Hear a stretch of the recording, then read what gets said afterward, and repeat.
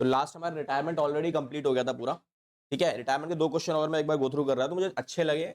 अगर एग्जाम में आ गया तो मैक्सिमम स्टूडेंट्स इसको छोड़ देंगे, I am damn sure about that, ठीक है। बट आई डोंट वांट कि आपसे ये क्वेश्चन छूटे। क्वेश्चन में है क्या, और इस क्वेश्चन को करने के बाद ना आप ये कह सकते हो कि भाई मेरा एक 6 नंबर वाला क्वेश्चन और प्लस 3 नंबर वाला क्वेश्चन प्लस 1 नंबर वाला क्वेश्चन में अगर इससे रिलेटेड क्वेश्चन आता है, क्योंकि इस क्वेश्चन के अंदर इतना सब कुछ करेंगे हम लोग, 6 वाला भी एरिया कवर है। अगर पूरा क्वेश्चन आता तो जाहिर सी बात 6 में आएगा। अगर एक पर्टिकुलर एडजस्टमेंट आती है जो कि हमारे पास ये वाली है, सिंगल वाली, ये वाली, अगर इस सिंगल एडजस्टमेंट आती है तो ये 3 नंबर में आएगी, या फिर यही एडजस्टमेंट आपकी 1 नंबर में भी आ सकती है, सिंपल इस वाले पॉइंट का। अब कौन सा एरिया 1 नंबर में आएगा, कौन सा एरिया 3 नंबर में आता है और कौन सा एरिया 6 नंबर में आपको दिखाई दे रहा है, वो तो है ही, ठीक है। क्या करना है, कैसे करना है, एक बार देखते हैं। तो क्वेश्चन की डिमांड देखो एक बार, हमारे पास डिमांड क्या है। क्वेश्चन ने क्या बोला मेरे को पहले, तो सबसे पहले पॉइंट में क्वेश्चन ने मुझे क्या बोला, एनएसजी हमारे पास पार्टनर्स हैं, प्रॉफिट शेयरिंग रेशियो क्या है हमारे पास 2, 3 और 5 का प्रॉफिट शेयरिंग रेशियो मुझे गिवन है। देन क्वेश्चन में क्या बोला, डिस्ट्रीब्यूटेबल आइटम अगर देखा है तो क्या है हमारे पास, इधर से जनरल रिजर्व और इधर से एक लास्ट वाला PNL account. These two item सारा डिस्ट्रीब्यूटेबल आइटम, इन्हें हम पहले क्या कर लेंगे, मार्क कर लेंगे जैसा हम हमेशा करते हैं। नेक्स्ट क्वेश्चन ने क्या बोला, जी हमारा क्या कर रहा है, रिटायरमेंट ले रहा है, तो जी कौन है, एनएसजी लास्ट वाला पार्टनर, लास्ट को कट कर देते हैं। नेक्स्ट कुछ टर्म्स एंड कंडीशंस है। पहली कंडीशन क्या है, क्वेश्चन ने बोला कि डेटर के अंदर 6,000 रुपए का अमाउंट है, will be return off as bad debts. क्या डेटर्स में से ना 6,000 रुपए आपको बैड डेट्स कंसीडर करने हैं, और कंसीडर करने के बाद क्या करोगे आप, 5% on debtors for bad and doubtful debts आपको मेंटेन करना है। तो मतलब बैड डेट्स भी है और आपके पास प्रोविजन भी है। लेकिन ये क्वेश्चन फंस गया इसलिए बिकॉज यहाँ पर पुराना वाला प्रोविजन भी गिवन है, ठीक है। तो यहाँ पर जो क्वेश्चन आता है 3 नंबर में, वो ये अकेला पॉइंट दे देगा बस आपको, और ये सिचुएशन दे देगा जिसमें ये 2 आइटम दे देगा बस, और कुछ नहीं देगा पूरे बैलेंस शीट के अंदर। बैलेंस शीट का एक्सट्रैक्ट देगा बस निकाल के, जिसमें बैलेंस शीट में ये 2 आइटम मिलेंगे आपको। तो क्वेश्चन आपको बोलेगा नेसेसरी एंट्रीज करो बस। इतना क्वेश्चन आएगा तो 3 नंबर में आएगा। अगर 1 नंबर में आता तो क्या आता है, 1 नंबर में अगर आएगा तो बोलेगा इस पर्टिकुलर सिचुएशन के अंदर रीवैल्यूएशन अकाउंट अगर जब बनाओगे आप, तो वहां पे कितनी वैल्यू डेबिट करोगे या फिर क्रेडिट करोगे, इसका क्वेश्चन आएगा 1 नंबर में, ठीक है। कैसे करना है भी देखते हैं। नेक्स्ट पॉइंट क्या है मेरे पास, patents will be completely written off and stock machinery building, इन सब पे आपको डेप्रिसिएशन लगाना है। मतलब इस एक पॉइंट में 4 एंट्रीज दी हुई हैं आपको। पेटेंट 0 हो जाएंगे, नुकसान हो गया। स्टॉक मशीनरी और बिल्डिंग सब पे आपको क्या करना है, डेप्रिसिएशन लगाना है 5%, ये भी सारे लॉस हो गए। नेक्स्ट अनरिकॉर्डेड क्रेडिटर्स है मेरे पास कितने के, 30,000 के, will be taken into account. इसका मतलब आप उन्हें बुक्स ऑफ अकाउंट्स में रिकॉर्ड करोगे, तो ये नुकसान हुआ क्योंकि लायबिलिटी बढ़ेगी मेरी। नेक्स्ट एन और एस ने डिसाइड किया कि फ्यूचर रेशियो क्या रखने वाले हैं लोग, 2 और 3। जरा एन और एस की पुरानी रेशियो देखो, पुरानी भी 2 और 3 है, नई भी 2 और 3 है, दैट मींस गेनिंग रेशियो क्या आएगी, 2 और 3 आएगी, सेम ही आएगी। Next goodwill of the firm is of on G's retirement was valued at 90,000। इसका रिकॉर्डिंग या ट्रीटमेंट बोलो तो कहाँ होता है, पार्टनर्स के कैपिटल अकाउंट में, अभी किसी काम का नहीं है। तो क्वेश्चन ने डिमांड क्या है, क्वेश्चन ने बोला भाई जनरल एंट्रीज बनाओ, रिवैल्यूएशन अकाउंट नहीं बोला, तो रिवैल्यूएशन अकाउंट कैसे बनेगा, उसको बनाने की जरूरत नहीं है आपको, एंट्रीज की बात है बस। वैसे तो यहां तक ये वाले पॉइंट से क्या एंट्रीज थे ना, ये वाले पॉइंट की, ये वाले यहां तक तो कोई दिक्कत नहीं होती, आई एम डैम श्योर आप सब कर लेते, कहीं प्रॉब्लम नहीं आती। प्रॉब्लम है इस वाले एरिया में केवल। क्या करोगे, सबसे पहले हम एंट्री से जब बात करेंगे तो पहली जो एंट्री हम करेंगे वो क्या एंट्री होने वाली है, यहाँ लिखेंगे इन द बुक्स ऑफ, किसके लिए काम कर रहे हो आप, एन एस एंड जी, ठीक है। क्या बनाओगे आप यहाँ पे, जर्नल बनाओगे, मेक श्योर ये लिख के आनी है सारी चीजें आपको। उसके बाद एंट्रीज, अब एंट्रीज कौन सी डेट पर होंगी, जिस डेट को रिटायरमेंट हो रहा है। तो क्वेश्चन में क्या लिखा है, G retire on the above date. Above date का मतलब जिस डेट को ये बैलेंस शीट बनी हुई है, दैट मींस ये वाली डेट है। तो इसी डेट पर आपको सारी एंट्रीज को फ्रेम आउट करना है, यहां लिखोगे। तो पहली एंट्री क्या होगी, सबसे पहली एंट्री इस डेटर में से 6,000 का बैड डेट जो आप रिकॉर्ड करोगे उसकी एंट्री डालनी है आपको। तो देखो उसकी एंट्री क्या डालोगे आप, क्या एंट्री होनी चाहिए, डेटर्स में नुकसान हुआ, तो बैड डेट्स जो हमारा है वो क्या है, एक लॉस होता है, इसलिए डेबिट होगा। और वो किस चीज के ऊपर रिकॉर्ड किया जाता है, डेटर्स में से माइनस होता है, तो डेटर्स की वैल्यू को क्या कर देता है, कम कर देता है, कितने रुपए से, 6,000 से। नाउ अब ये जो लॉस हुआ मेरा, क्या ये लॉस हम रीवैल्यूएशन में डालेंगे, क्योंकि लॉसेस सारे रिवोल्यूशन में जाते हैं, लेकिन ये लॉस रिवोल्यूशन में नहीं जाएगा। Reason being I am prepared with provision for doubtful debts. हमारे पास प्रोविजन अवेलेबल है कितने का, 15,000 तक, मतलब 15,000 तक का लॉस हम झेल सकते हैं। तो इस लॉस को हम एडजस्ट करवा देंगे कहां से, इस वाले डाटा से, ठीक है। तो इसकी एंट्री क्या बनेगी, provision for doubtful debts account debit to bad debts, तो ये हमारी एंट्री बन गई इस वाले एरिया में कितने 6000 पूरा, ठीक है 6000 रुपए। देन ये मेरा बैड डेब्ट्स की एडजस्टमेंट एंट्री है। अब बात आती है कि हमारा बिजनेस में लॉस कितना हुआ, उसकी एंट्री सबसे ज्यादा मार्क्स की एंट्री। और हो सकता है ये जो एंट्री अब हम करेंगे ये एंट्रीज आपके पास 1 नंबर में या फिर 3 नंबर में अगर आएगा तो ये तीनों एंट्री करनी पड़ेंगी फिर आपको।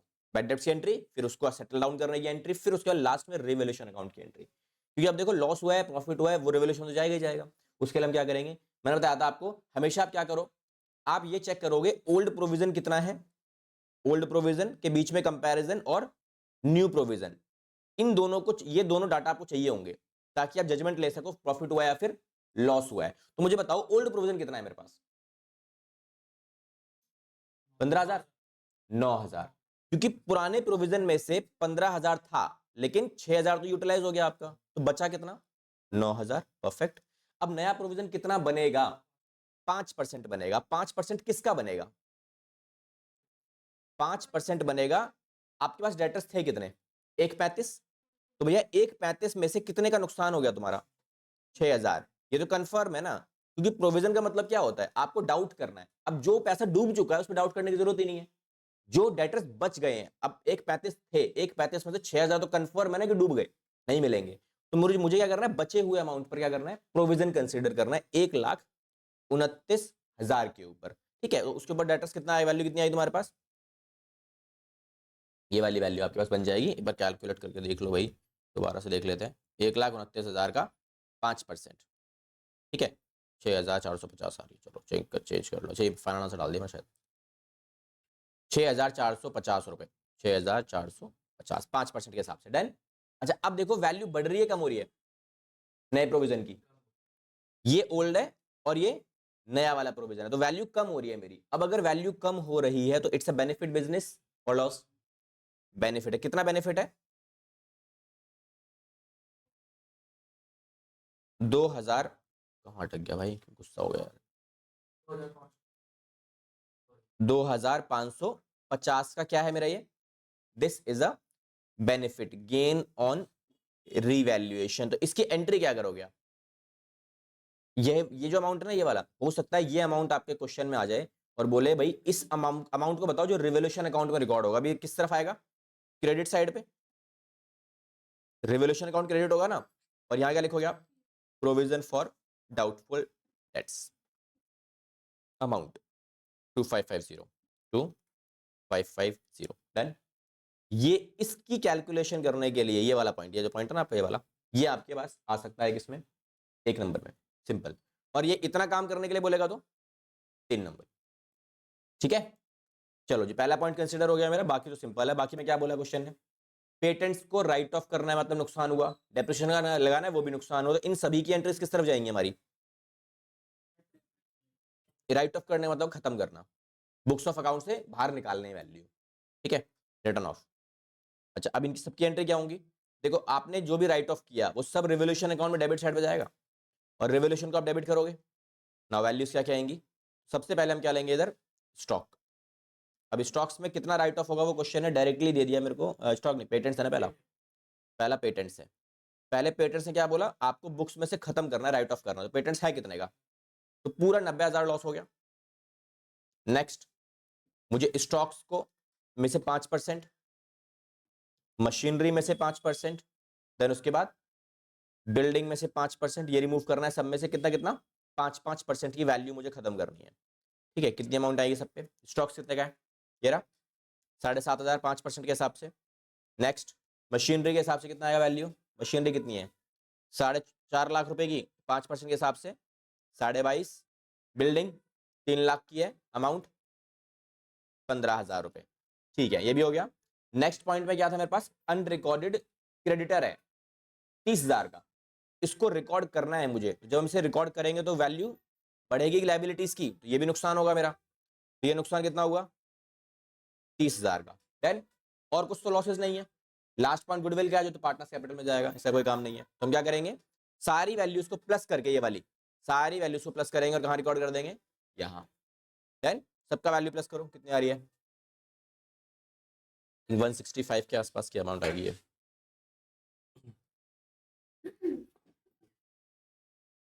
90,000 30,000 और ये 45,000 रुपये, 90 और 30, ठीक है 165। लो जी, तो देखो लॉस कितना हुआ मेरे को 165 का, और प्रॉफिट कितना हुआ रिवोल्यूशन में, ये रहा। एक प्रॉफिट है और लॉस कितना है, बहुत सारे हैं जिनके कॉम्बिनेशन अमाउंट बनाकर कितना बन रहा है टोटल लॉस 165। अब मेरे को नेट लॉस कितना हुआ है, नेट लॉस डिफरेंस निकाल लो बस, है ना। तो जो बचेगा वो मेरा क्या है, दैट्स अ रिमेनिंग लॉस। हमारे पास सेम डेट पे हम डाटा एंट्री करेंगे, और एंट्री क्या होगी, एन, एस और जी डेबिट होंगे सारे, और रेवोल्यूशन क्रेडिट होगा, बिकॉज लॉस हम पार्टनर्स को ट्रांसफर कर देते हैं, और पार्टनर्स की लायबिलिटी, पार्टनर्स की जो वैल्यू है वो कम हो जाती है। अमाउंट कितना आएगा लॉस का, 162,450, ठीक है। जस्ट ये कैसे आया, इस लॉस में से इसको माइनस कर दिया, जो नेट लॉस बचा मेरे पास 162। अब ये किस रेशियो में बटेगा, होल रेशियो में, विच इज 2, 3 एंड 5। तो ये 2, 3 एंड 5 में क्या वैल्यू बच रही है तुम्हारे पास, डिवाइड बाय 10 इंटू में 2। तो पहले का लॉस हुआ मेरा 32,490, 2 इंटू में 3, तो ये आ रहा है 48,735, ठीक है, और ये 81,225। चलो डन, 500 नहीं, ये 50 है, 550 है ये, आपने 2,500 ले लिया होगा। चलो जी डन।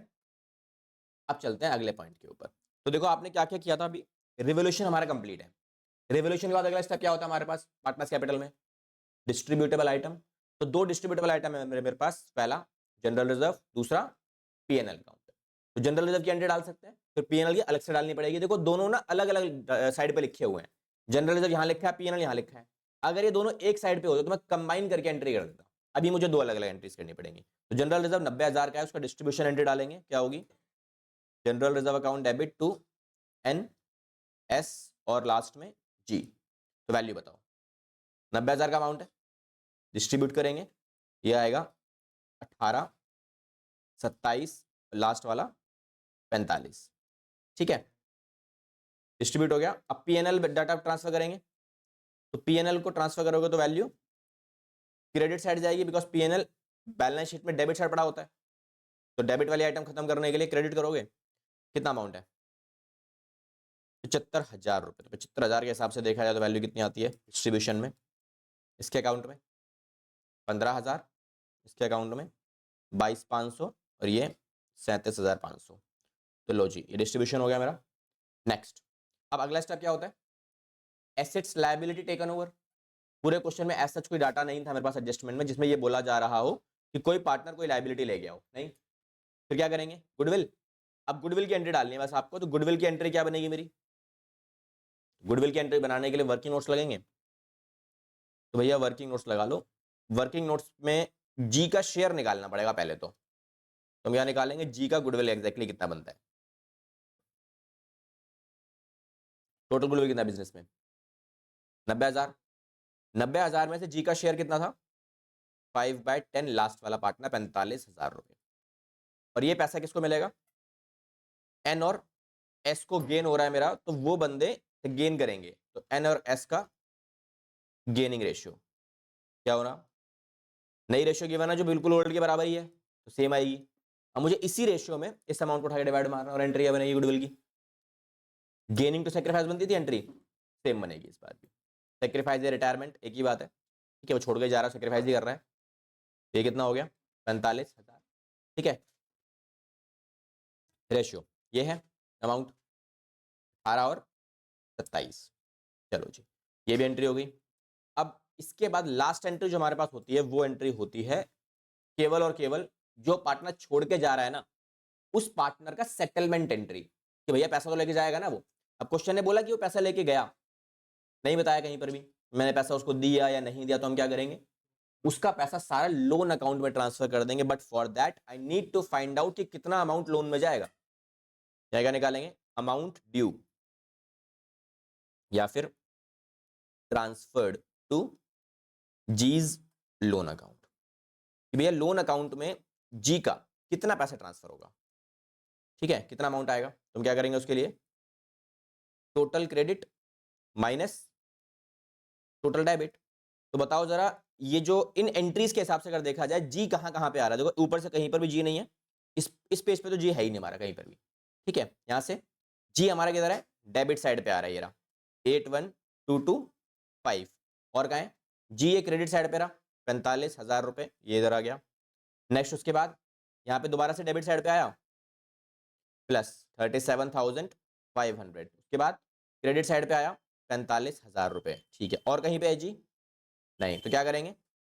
रिकॉर्डिंग कितना अमाउंट आएगा? कितना ही करेंगे या और कुछ भी आएगा? एग्जैक्टली लास्ट टाइम भी करवाया था, इस बार भी आप वही छोड़ रहे थे, तो छोड़ना नहीं है भाई, कैपिटल भी तो लेके जाएगा बंदा, छोड़ के थोड़ी जाएगा। तो भैया कैपिटल कितनी है जी की हमारी? 4,50,000, ये उसका कैपिटल भी वो लेके जाएगा। And with the capital amount इसका जो अमाउंट बनता है वो बनता है 4,05,40,000 रुपए, ठीक है, ये बनता है। अब इनको प्लस कर लो, तो भैया ये वैल्यूज कितनी बन रही है मेरी? तो ये आ रहा है 1,18,725 रुपए, ठीक है। इतना पैसा देना है और इतना पैसा लेना है मुझे, तो जो नेट डिफरेंस आएगा हमारा, वो हमारा लोन अकाउंट की वैल्यू आ गई 4,21,275 रुपए, ठीक है। तो ये क्या है? This is G's loan. इसकी एंट्री क्या होगी? क्योंकि जी का कैपिटल अकाउंट कैंसिल हो जाएगा, आपका सेटल हो गया पूरा, और हमारे अगेंस्ट एक नई लाइबिलिटी आ गई लोन के नाम से, यहां लिख दोगे आप जीज लोन अकाउंट। डन। तो अमाउंट 4,21,275 रुपए, 4,21,275 रुपए, ये हमने जी के लोन अकाउंट वैल्यू डाल दी। डन। तो ये क्वेश्चन पूरा आएगा तो 6 नंबर का आएगा, 3 नंबर की 3 एंट्रीज, या फिर 1 नंबर में वो छोटा सा रेवोल्यूशन अमाउंट का वैल्यू आ जाता है, ठीक है जी।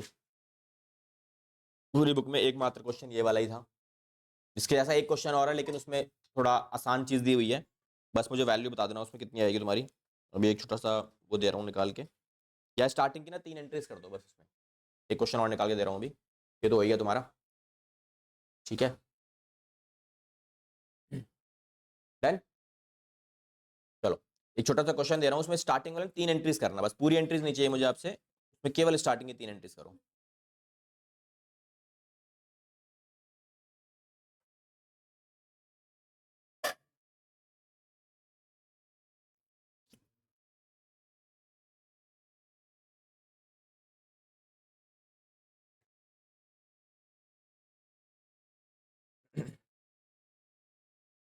लो जी, ये हमारा क्वेश्चन है। अब इसमें ना आपको पूरा क्वेश्चन नहीं करना है, वैसे तो ये प्रैक्टिस के लिए आप चाहो तो प्रैक्टिस में डाल सकते हो वाला क्वेश्चन, घर से कर लेना आराम से, ठीक है। बट अभी के लिए केवल और केवल स्टार्टिंग में 3 एंट्रीज करवाई थी ना, रेवोल्यूशन वाली, बैड डेब्ट्स वाली, प्रोविजन वाली, वो वाली एंट्रीज करो बस। क्वेश्चन एक बार पढ़ लो, सेम क्वेश्चन है उसी के जैसा, एडजस्टमेंट वगैरह सब थोड़ी बहुत अलग होंगी, लेकिन पहली एडजस्टमेंट सेम है।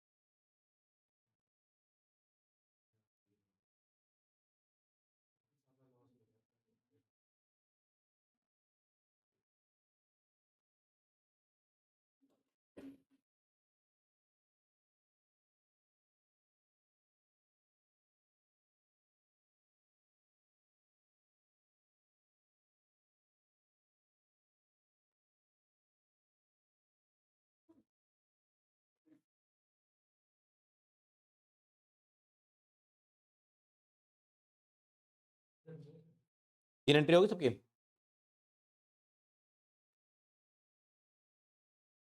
बाकी तो प्रैक्टिस है यार, सारा क्वेश्चन तो सेम ही है, बाकी तो हो जाएगा आराम से, बाकी में दिक्कत नहीं आएगी। इनिशियली 3 एंट्रीज आपको करनी है बस, उसमें अगर कर लिया तो बाकी आपको 3 नंबर वाला पार्ट भी कवर हो जाएगा और 1 नंबर वाला पार्ट भी कवर हो जाएगा और 6 नंबर वाला भी तो हो ही जाना आराम से, ठीक है। इसका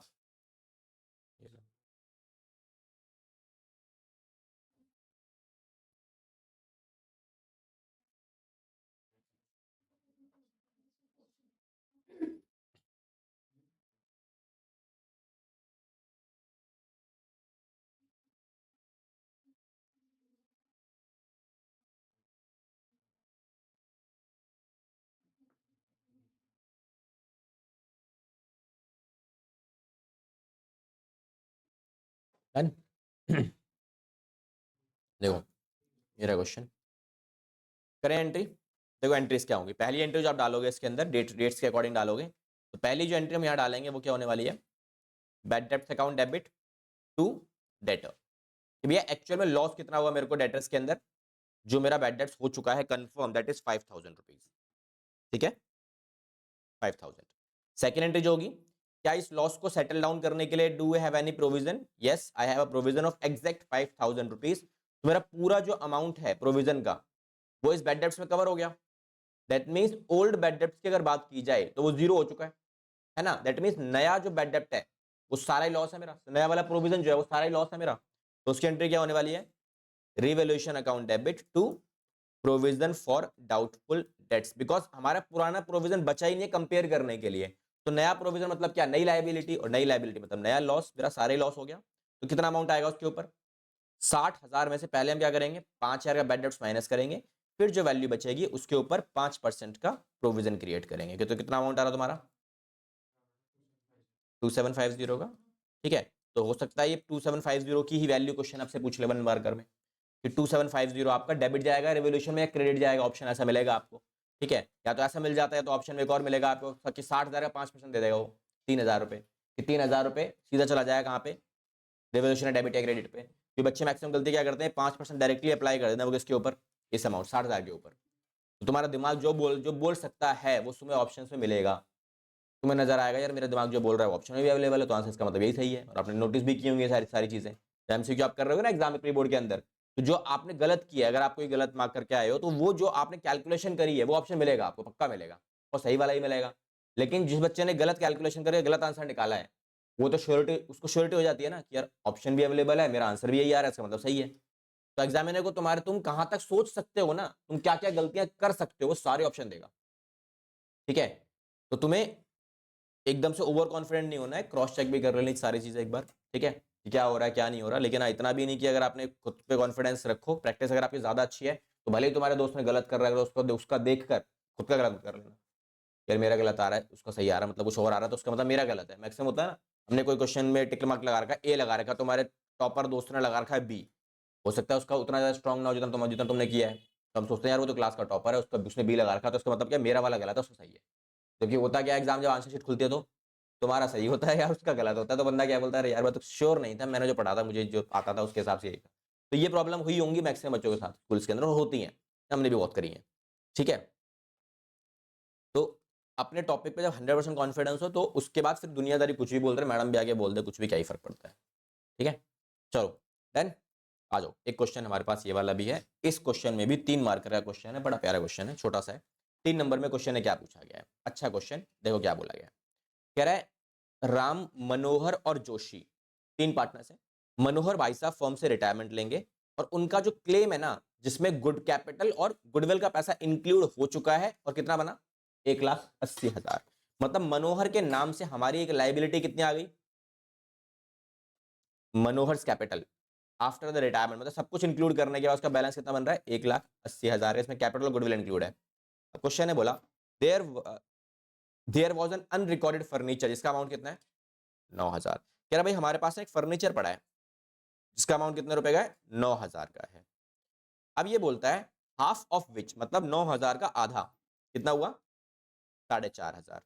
कह रहा है were given to an unrecorded liability, कितने की लायबिलिटी 18,000 की, in settlement of his claim कितना 9,000। मतलब ये क्या है, अनरिकॉर्डेड फर्नीचर, और एक तरफ मेरे पास क्या है, अनरिकॉर्डेड लाइबिलिटी है। लाइबिलिटी का अमाउंट कितना है, 18,000। तो ये बंदा बोल रहा है कि 18,000 में से 9,000 की लाइबिलिटी के लिए मैंने फर्नीचर इसको पकड़ा दिया, तो ये कैंसिल हो गए। अनरिकॉर्डेड फर्नीचर और अनरिकॉर्डेड लाइबिलिटी, इसके हम एंट्री पास नहीं करते कभी भी। क्यों नहीं करते, बिकॉज जो डाटा बुक्स में अवेलेबल ही नहीं है वो तो out of the books settle down हो गया, करने की जरूरत ही नहीं है। इसके बाद क्वेश्चन ने क्या बोला, एंड, अब कॉमा देखो क्या लिखा है, हाफ ऑफ विच हमने ये तो हमने दे दिया, एंड आधा जो बच गया, and remaining half was taken by Manohar. ये रिमेनिंग हाफ किसकी बात कर रहा है, फर्नीचर की बात कर रहा है। जो आधा बच गया वाला फर्नीचर, ये कितना बचा, आधा, 4.5 का। ये 4.5 का फर्नीचर कौन ले गया, मनोहर। कितने में लेके गया, at 10% in part settlement of his claim. ठीक है, part satisfaction of his claim, मतलब आधा ले गया, वो सेटलमेंट करवा ली उसने। तो कितने में लेके गया होगा वो, 10% के डिस्काउंट पर कितनी वैल्यू आती है, ये वैल्यू आती है। तो इसका जो क्लेम था ये वाला 180 का, ये हमारा क्लेम इतनी वैल्यू से क्या हो जाएगा, कम हो जाएगा। ठीक है, ये हमने इसको बढ़ा दिया। अच्छा, ये कम हो गया एक तरीके से, ये देख लो आप, रेवोल्यूशन का बेनिफिट हुआ ना ये वाला पॉइंट, क्योंकि हमारी एक लायबिलिटी कम हो रही है वैल्यू में। ठीक है, और इसको हम यहां अभी इसको यहां डालेंगे पूरा, ये आ गया। तो ये हमारे लिए क्या एक तरीके से रीवैल्यूएशन अकाउंट में क्या हो जाएगा, प्रॉफिट। डन, यहां तक क्लियर है। ठीक है, उसके बाद क्वेश्चन ने क्या बोला, balance of Manohar's claim was discharged by a bank draft. ठीक है, फर्नीचर बिल्कुल एसेट्स होता है, अनरिकॉर्डेड है ना, अनरिकॉर्डेड फर्नीचर से एक लायबिलिटी कैंसिल हो रही है आपकी, क्योंकि मनोहर तो कैपिटल की लायबिलिटी है ना मेरे लिए। अब वो छोड़ के जा रहा है, तो जब छोड़ के जा रहा है तो मेरे बिजनेस के पॉइंट ऑफ व्यू से बात की जाए तो वो तो बेनिफिट है मेरे लिए, है ना। कितने का बेनिफिट हुआ मुझे, 4,500 का फायदा। डन। अच्छा, उसके बाद क्वेश्चन ने क्या बोला, अच्छा देखो, अब यहां पर एक लायबिलिटी थी ये वाली, इस लायबिलिटी का आधा पोर्शन तो सेटल हो गया, आधा बचा 9,000 का। इसका क्वेश्चन में क्या हुआ, बताया कुछ, क्या करते हैं, हमारी तरफ से फुल पेड, इसकी पूरी पेमेंट की जाएगी। दैट मीन्स एक नई लायबिलिटी आ गई हमारे लिए, कितने रुपए की, 9,000 की। तो ये क्या होगा मेरे लिए, रिवोल्यूशन अकाउंट में एक तरीके से लॉस हो गया। ठीक है, डन। क्वेश्चन क्या करना है, एंट्रीज पास करनी। तो एंट्रीज कैसे बनेंगी मेरी, पहली एंट्री, तो पहली एंट्री जो फर्नीचर था ये वाला कितने का, ये वाला वैल्यू, ये वैल्यू कहां जाएगी, रेवोल्यूशन अकाउंट में। तो उसकी एंट्री क्या बनेगी, first entry, furniture account debit to revaluation account, कितने रुपए की, कितने की आएगी, 4050 देन उसका सेकंड एंट्री, हाँ, रेवोल्यूशन के डेबिट पे लॉसेस जाते हैं भाई, फर्नीचर को पहले बुक्स में लेके आओगे तब तो उसको दोगे निकाल के। ठीक है, नेक्स्ट, रेवोल्यूशन में लॉस हुआ तो रेवोल्यूशन में लॉसेस कहां जाते हैं, रेवोल्यूशन के डेबिट साइड पे जाते हैं। और लॉस में क्या आएगा इधर, अनरिकॉर्डेड लायबिलिटी, कितने रुपए की, 9,000 की। देन, अच्छा अब देखो नेट बेनिफिट नेट लॉस कितना है, यहां से लॉस ज्यादा है, लॉस 9,000 का है, फायदा कितने का है, 4050 का। तो जो लॉस हुआ मेरे को, सारा लॉस हमें ट्रांसफर करना पड़ेगा पार्टनर्स में, तो सबको मिलेगा लॉस, तो बोलो, तो राम, मनोहर और जोशी, और ये सारा रिवोल्यूशन अकाउंट की तरफ से हम सेटल डाउन करवा देंगे। कितना अमाउंट आएगा, 4950 माइनस करने के बाद दोनों को। अब ये लॉस किस रेशो में जाएगा, इन सबको मिलेगा ना, किस रेशो में, रेशो कहीं मिली नहीं है मेरे को क्वेश्चन में, क्या करेंगे, इक्वल। अब इसे इक्वल बांटेंगे तो कितना आता है, 1650 1650 1650। डन, यहां तक क्लियर हुआ। चलो अब लास्ट में मुझे क्या करना है, क्वेश्चन में एक चीज और मांगी थी कि भैया मनोहर भाई साहब छोड़ के जा रहे हैं ना, तो मनोहर भाई साहब का क्लेम कितने का है, उसकी एंट्री डालनी पड़ेगी एक सेटल करने की। यहां लिखेंगे हम मनोहर कैपिटल अकाउंट डेबिट, मनोहर का क्लेम कितना बचेगा, 1,80,000 देने थे ना उसको, इसमें से हमने ये जो लॉस हुआ ये वाला, ये उसके अकाउंट में ट्रांसफर किया। इसको सेटल करने के बाद कितना पैसा बचा, यहां चली जाएगी वैल्यू 178,350। डन। इसमें से मनोहर ने क्या बोला, मुझे पैसे दे दो। मनोहर क्या क्या मांग रहा है, एक तो पैसे मांग रहा है और एक वो अनरिकॉर्डेड फर्नीचर भी तो लेके जा रहा था मेरे से। ठीक है, तो वो हम कहां डाल देंगे इसके अंदर, फर्नीचर की वैल्यू जो हमने पहले बुक्स में डाल दी थी, ये वाली वैल्यू ये आ गई 4050, और जो बैलेंस बच गया वो हम यहां डाल के बैलेंस आउट कर देंगे। ठीक है, 178,350 माइनस 4050। ठीक है, तो ये हमारा फाइनल अमाउंट जो हम उसे पे करेंगे फॉर 300 रुपीज। ठीक है जी। देखो मनोहर का पैसा कितना था, 180 था ना। अब 180 में से इसने क्या क्या बोला, पहले तो मैं इसका ये कैंसिल किया क्योंकि लॉस भी उसके अकाउंट में ट्रांसफर हुआ, ये वाला मनोहर का ये वाला लॉस। ये ट्रांसफर होने के बाद वैल्यू कितनी बची, ये बची। अब ये भाई साहब क्या बोल रहे हैं, क्योंकि यहां पर हमने क्या किया, लिखा था ना remaining half was taken by Manohar, तो मनोहर को हमने क्या किया, इस अमाउंट में से इतने रुपए का तो फर्नीचर मैंने दे दिया इसको निकाल के।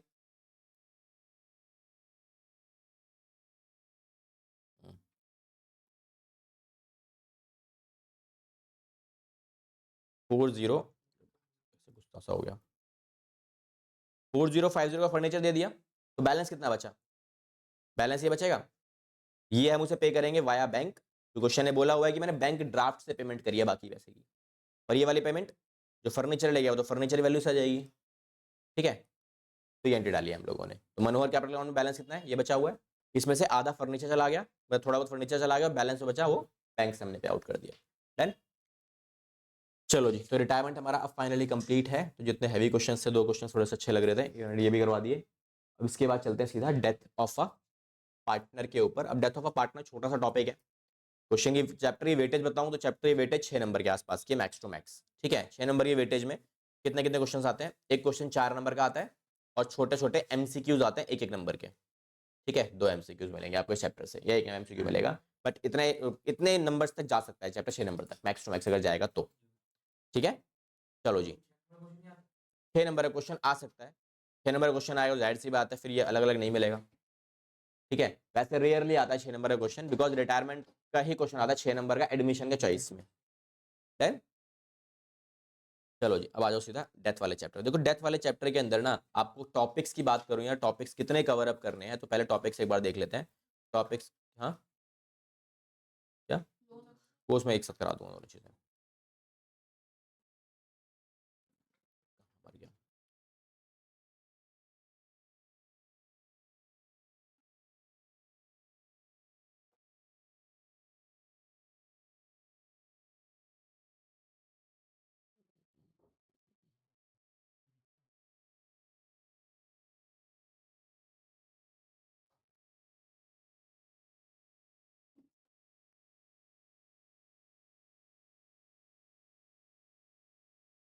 देखो सबसे पहली चीज जो डेथ ऑफ अ पार्टनर में हमें कवर अप करनी है कि कितनी चीजें हैं हमारे पास पूरे चैप्टर में कवर अप करने के लिए। तो देखो सबसे पहला पॉइंट क्या है मेरे पास, कि भाई सबसे पहली चीज दैट इज रीवैल्यूएशन अकाउंट आपको पढ़ना पड़ेगा, जो बिल्कुल सेम बनेगा जैसा हम एडमिशन और रिटायरमेंट बनाते हुए आए हैं। ठीक है, मैक्सिमम क्वेश्चन में नहीं मिलता, बट अगर मिलता है तो ऐसे बनाना है, कोई पढ़ने की एक्स्ट्रा जरूरत नहीं है।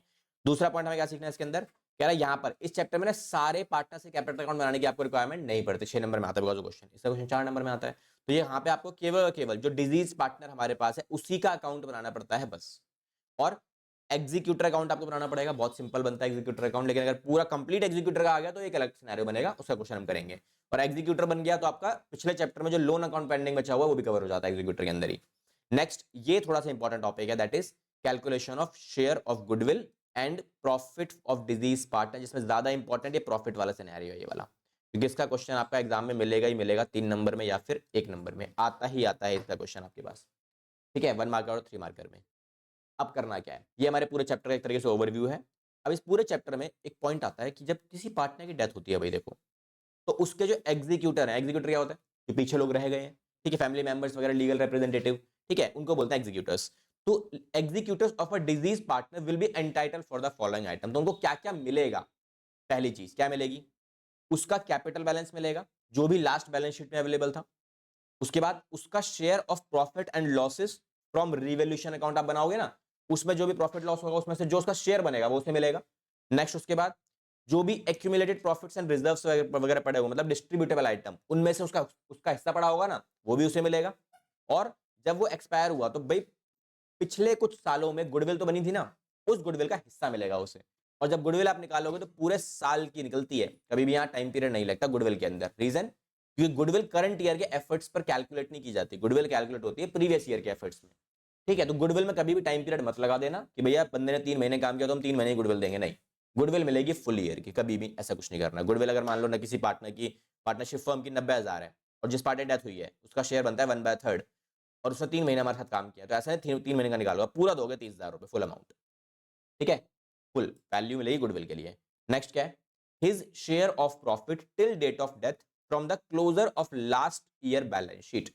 आपको उसके प्रॉफिट का कैलकुलेशन करना है, जैसे हमारा ये है प्रीवियस ईयर, यहां से लगा लो, ये मेरा प्रीवियस ईयर है और ये मेरा करंट ईयर, लेकिन करंट ईयर में जो पार्टनर एक्सपायर हुआ यहाँ पे हुआ मिडिल में, मतलब 6 महीने में, 6 महीनों से हमारे साथ काम किया, तो इस टाइम फ्रेम में कुछ तो कमाया होगा ना बिजनेस ने, इसको हम क्या बोलते हैं, period of survival, survival period या इंटरवेनिंग पीरियड बोलते हैं इसे हम, जितने टाइम तक फर्म में हमारे साथ उसने काम किया, तो इस पर्टिकुलर सिनेरियो में कितना उसने कमाया या बिजनेस ने कितना कमाया, उसमें से हमें उसका शेयर निकाल के देना पड़ेगा।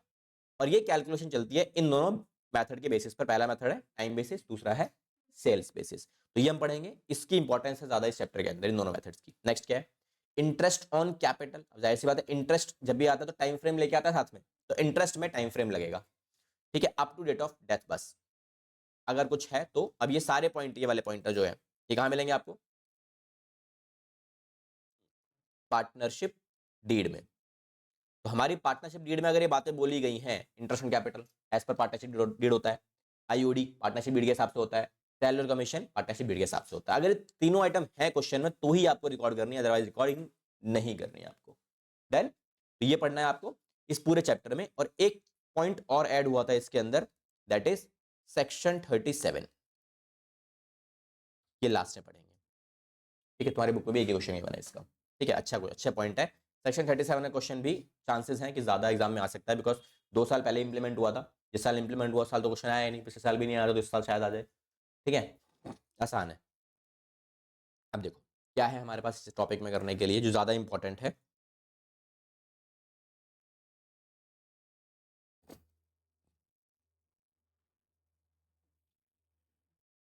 देखो जी, तो ये है मेरे पास, सबसे पहले बात करते हैं calculation of share of profit, जो ज्यादा इंपॉर्टेंट है यहां से, कि भैया किसी भी बिजनेस में जब कोई पार्टनर एक्सपायर करेगा तो उसके प्रॉफिट की कैलकुलेशन आप कैसे करोगे।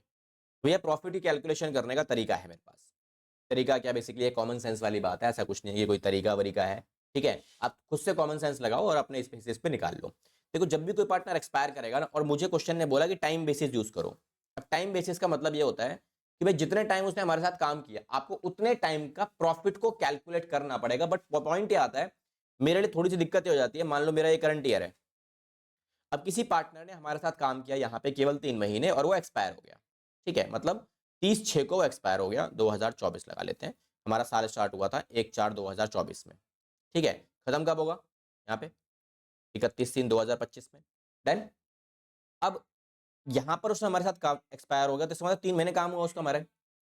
अब क्वेश्चन क्या बोलेगा, अब यहाँ पर उसके जो एग्जीक्यूटर हैं इसी डेट पर वो आगे खड़े हो जाएंगे, और लीगली भी देखा जाए तो हमें उसका हिसाब किताब करना है इस डेट तक का, तो बाकी सारे आइटम तो मैं दे दूंगा, लाइक उसमें मैंने कैपिटल दे दी, जो डिस्ट्रीब्यूटेबल आइटम था उसका प्रॉफिट दे दिया, रेवोल्यूशन का प्रॉफिट दे दिया मैंने, लेकिन गुडविल का पैसा भी मैंने, चलो मैंने दे दिया, interest on capital, interest on drawing, salary, commission सब दे दिया मैंने।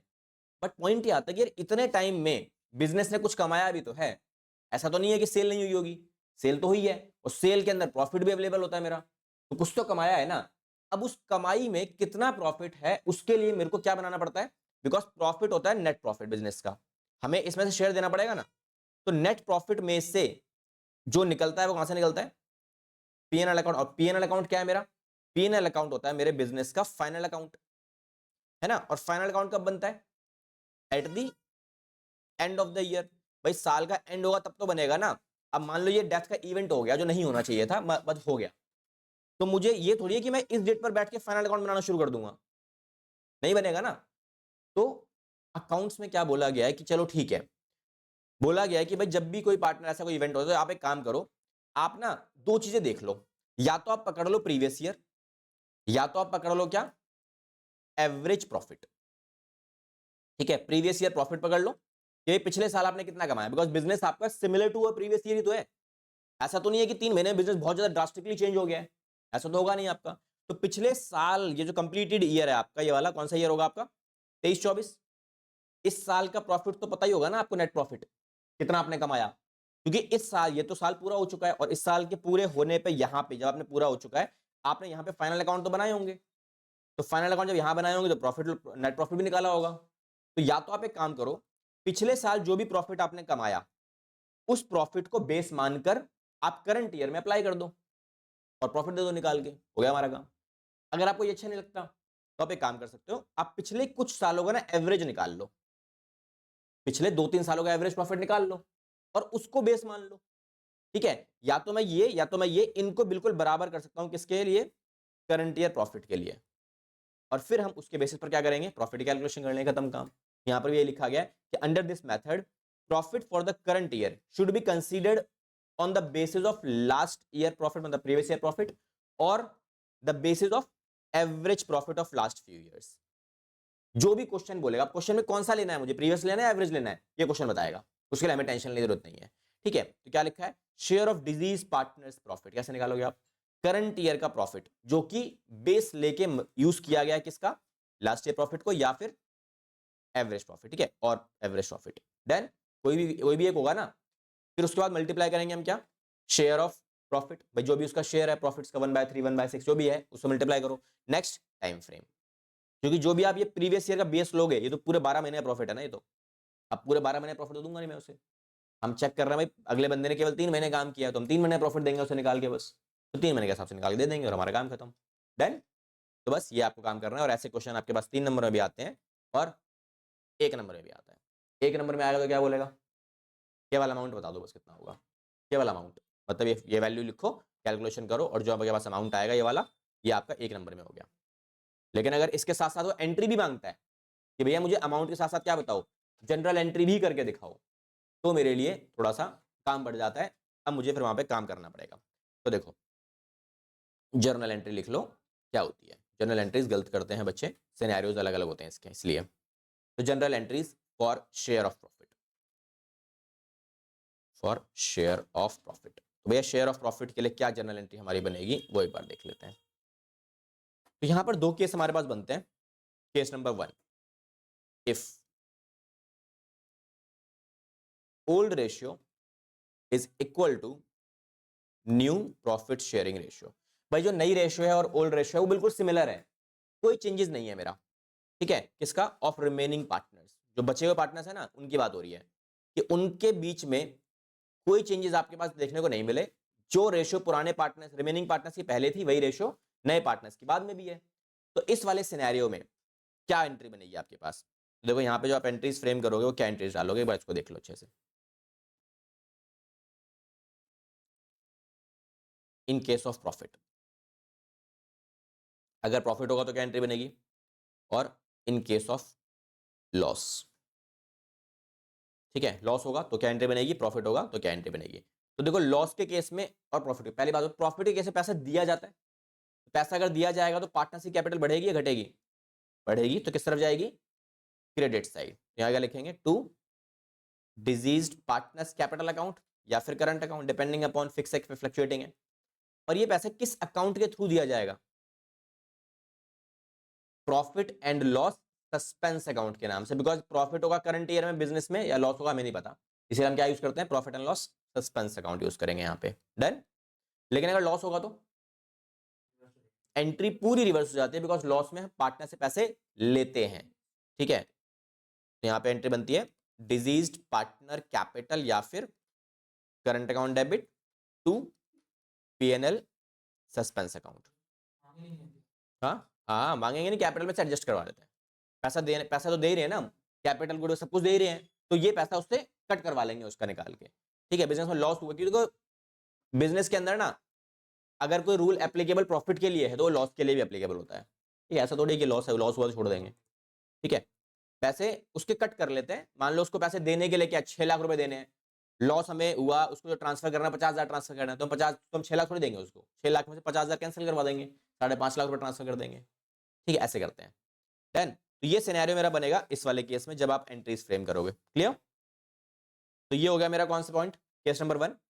नाउ केस नंबर 2, अब केस नंबर 2 क्या है मेरा, केस नंबर 2 होता है जहां पर सिचुएशन डिफरेंट है, मतलब जो ओल्ड रेशियो है मेरी वो बिल्कुल डिफरेंट है, मतलब इक्वल नहीं आ रही, not equal to a new profit sharing ratio of a remaining partner, भाई जो रिमेनिंग पार्टनर्स है मेरे, उनका न्यू प्रॉफिट शेयरिंग रेशियो बिल्कुल डिफरेंट आ रहा है, सिमिलैरिटी नहीं है मेरा। जैसे ओल्ड रेशियो 2, 3 और 5 है, लेकिन पार्टनर के जाने के बाद, डेथ होने के बाद जो बचे हुए पार्टनर, मान लो ये पार्टनर एक्सपायर हो गया 5 वाला, लास्ट वाला, ठीक है। अब जो पार्टनर्स बच गए हैं, इन लोगों ने डिसाइड किया कि ये काम करो यार, उसके जाने के बाद हम रेशियो बदल देते हैं, 3:1 कर दी, तो सिमिलैरिटी आ रही है, डिफरेंट मिल रहा है ना। रिमेनिंग पार्टनर्स का ओल्ड रेशियो ये था पहले, नया रेशियो क्या हो गया, ये हो गया। लेकिन ऊपर वाले सिनेरियो में क्या था, ओल्ड रेशियो की अगर बात की जाए तो ओल्ड रेशियो पहले था 2, 3 और 5, जब नया रेशियो बना तो क्या बना, 2 और 3, और ये पार्टनर की डेथ हो गई, तो नया भी सेम है, ओल्ड भी सेम है ना, दोनों सेम बन रहे हैं। केस नंबर 1 ये हो गया, केस नंबर 2 ये वाला। तो इस वाले सिनेरियो में क्या एंट्री बनेगी तुम्हारे पास, इस वाले सिनेरियो में जो एंट्रीज आप डालोगे वो एंट्री के बच्चे, ये वाला पॉइंट, ये वाला सबको, ये सबको याद रहता है, ये सबको याद रहेगा, ठीक है, ये भूल जाते हैं वाला पॉइंट, तो भूल जाओ ना, उसके लिए क्या करना है, यहां पे जो एंट्री बनेगी बिल्कुल सिमिलर टू अ गुडविल। जो एंट्री गुडविल के लिए डालते हो ना आप, सेम एंट्री डाल दो। मतलब इन केस ऑफ प्रॉफिट, भैया प्रॉफिट के लिए गुडविल की एंट्री क्या होती है, गेनिंग टू सेक्रीफाइस, यहां पर भी सेम एंट्री आएगी। तो गेनिंग जो पार्टनर करेगा वो, और जो सेक्रीफाइस हुआ या फिर जो चला गया डिजीज पार्टनर, उसकी कैपिटल या फिर करंट अकाउंट, सेम एंट्री डाल देते हैं, बस ये एंट्री बन जाती है आपके पास, ठीक है। गुडविल में भी हम यही एंट्री करेंगे इस चैप्टर के अंदर, ठीक है, सेम एंट्री डाल देना। और यहां पर अगर लॉस हुआ तो बिल्कुल entry exact reverse in case of loss. तो लॉस के केस में जो पार्टनर सेक्रीफाइस कर रहा है उससे हम डेबिट करेंगे और डिजीज पार्टनर को भी डेबिट करेंगे, एंड देन जो गेन कर रहा है उसे क्रेडिट साइड पर डाल देंगे, ठीक है। तो ये वाला पॉइंट आपको ध्यान रखना है, क्योंकि एग्जाम में अगर इसका टॉपिक आता है तो मोस्ट ऑफ द चांसेस में ये वाला ही केस मिलेगा आपको, जो बच्चे यहीं फंस जाते हैं, और टीचर तो चाहते हैं कि तुम फंसो, ठीक है। ऊपर वाला तो याद रखने की जरूरत ही नहीं है, मैक्सिमम क्वेश्चंस आपने किया और मैक्सिमम जगह वही मिलता है आपको, ठीक है, क्लियर। चलो अब चलते हैं क्वेश्चन के ऊपर, क्योंकि टॉपिक हमारा कवर्ड है, इसमें सीधा क्वेश्चन एक बार देखते हैं कि क्वेश्चन एग्जाम में कैसे कैसे मिलेंगे आपको। तो क्वेश्चंस वो इसको पहले लिख लो अच्छे से, तो मैं क्वेश्चन निकाल लूँ इसका एक एडमिशन, एक ही क्वेश्चन करेंगे, एक ही में दोनों कवर हो जाएंगे वाले cases.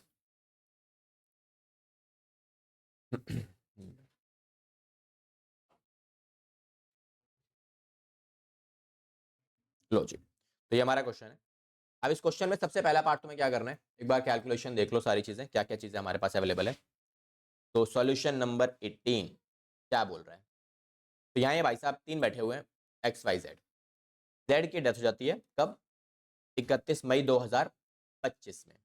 His share of profit from the closure of last accounting year till date of death was to be calculated on the basis of average profit of 3 completed years. तो मतलब मुझे करंट ईयर का जो profit लेना है ना, current year का जो प्रॉफिट लेना है वो बिल्कुल इक्वल होगा किसके, एवरेज प्रॉफिट। ये लिख लेना, आपका कंफ्यूजन खत्म हो जाएगा। कितने साल का, ऑफ 3 इयर्स, ठीक है। तो कितना आएगा, प्रॉफिट दे रखे हैं पिछले सालों के कितने, 18, 19 और 17। तो भैया करंट ईयर का प्रॉफिट कितना आएगा मेरा, आप एवरेज प्रॉफिट निकाल लो, 18, 19 और 17 डिवाइडेड बाय 3। अब देखो सीरीज बन रही है ये वाली, 17, 18, 19, तो जो करंट प्रॉफिट आएगा वो कितना आने वाला है, जो बीच वाला पार्टनर है, जो बीच वाला नंबर होता है दैट इज 18, 17, 18, 19, 18 बीच वाला है, तो 18 हमारे पास क्या बन गया, एवरेज प्रॉफिट, जो कि करंट ईयर प्रॉफिट के बराबर है। अब क्वेश्चन ने क्या बोला, कैलकुलेट करो जेड का शेयर ऑफ प्रॉफिट और उसकी एंट्री भी पास करो अगर ये दो केस बनते हैं अलग अलग तो देखो जेड का प्रॉफिट कितना आएगा, जेड प्रॉफिट कितना आएगा, 18,000 का प्रॉफिट है, इस 18,000 में से क्या पूरा प्रॉफिट दोगे आप उसे, नहीं, केवल 2 महीने का, बिकॉज हमारा ईयर एंड कब हो रहा है, दिसंबर में या मार्च में, कहां लिखा है,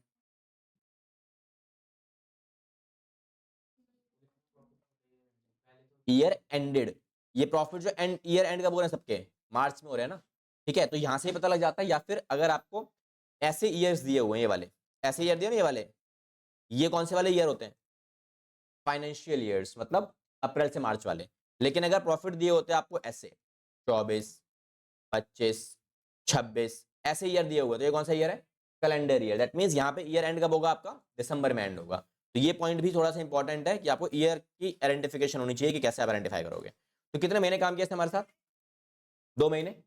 अब 2 महीने में से हम इसको प्रॉफिट देंगे, लेकिन कितना? इसके शेयर के हिसाब से। जेड का शेयर कितना है? पूरे क्वेश्चन में कहीं भी प्रॉफिट शेयरिंग रेशियो गिवन नहीं है, तो 1/3 के हिसाब से अमाउंट आएगा। कितना अमाउंट आएगा?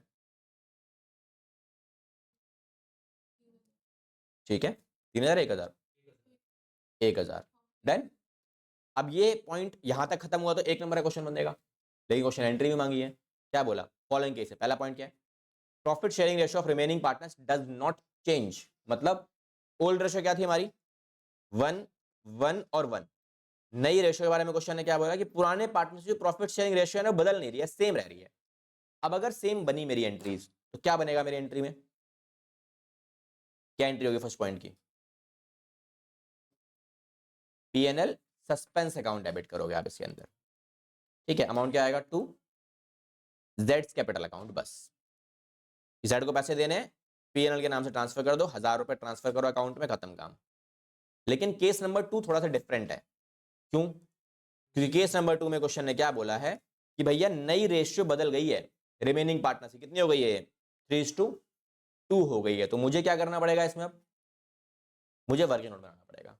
तो वर्किंग नोट बनाने के लिए मुझे क्या करना है? Simple calculation of gaining ratio. तो गेनिंग रेशियो कैसे निकलेगी? एक्स और वाई का न्यू माइनस ओल्ड। न्यू कितना है? 3/5 एंड 2/5। और ओल्ड कितना है? 1/2 एंड 1/3। 1/3 और 1/3 ये आएगी ओल्ड रेशियो। ठीक है, एलसीएम 15, 15। तो 9 माइनस में 5 और ये 6 माइनस में 5, तो ये होगा 4/15 और ये 1/15। So the gaining ratio is 4:1। Denominator same ही है। अब इस रेशियो में हम डिवाइड कर देंगे अमाउंट को। ठीक है, तो केस नंबर 2 के हिसाब से एंट्री क्या बन रही है मेरी? एक्स वाई दोनों गेन कर रहे हैं, और जेड जो है वो डिजीज पार्टनर भी है और सेक्रीफाइस वाला भी है। ठीक है, तो 1000 रुपए देने इसको, 1000 रुपए 4:1 में बांटेंगे तो 800 ये देगा और 200 रुपए निकाल के देगा। डन। तो दीज आर दी एंट्रीज जो आप फ्रेम करेंगे इस वाले केस के अंदर। क्लियर? क्वेश्चन एक बार अच्छे से पढ़ना, प्रॉफिट कैलकुलेट करने के लिए आपका हो जाएगा आराम से। ठीक है जी, चलो एक क्वेश्चन और दिखाता हूँ आपको। अच्छा सा क्वेश्चन है, उसमें छोटा सा पॉइंट भी है, मिल जाएगा तो मजा ही आ जाएगा। हो गया।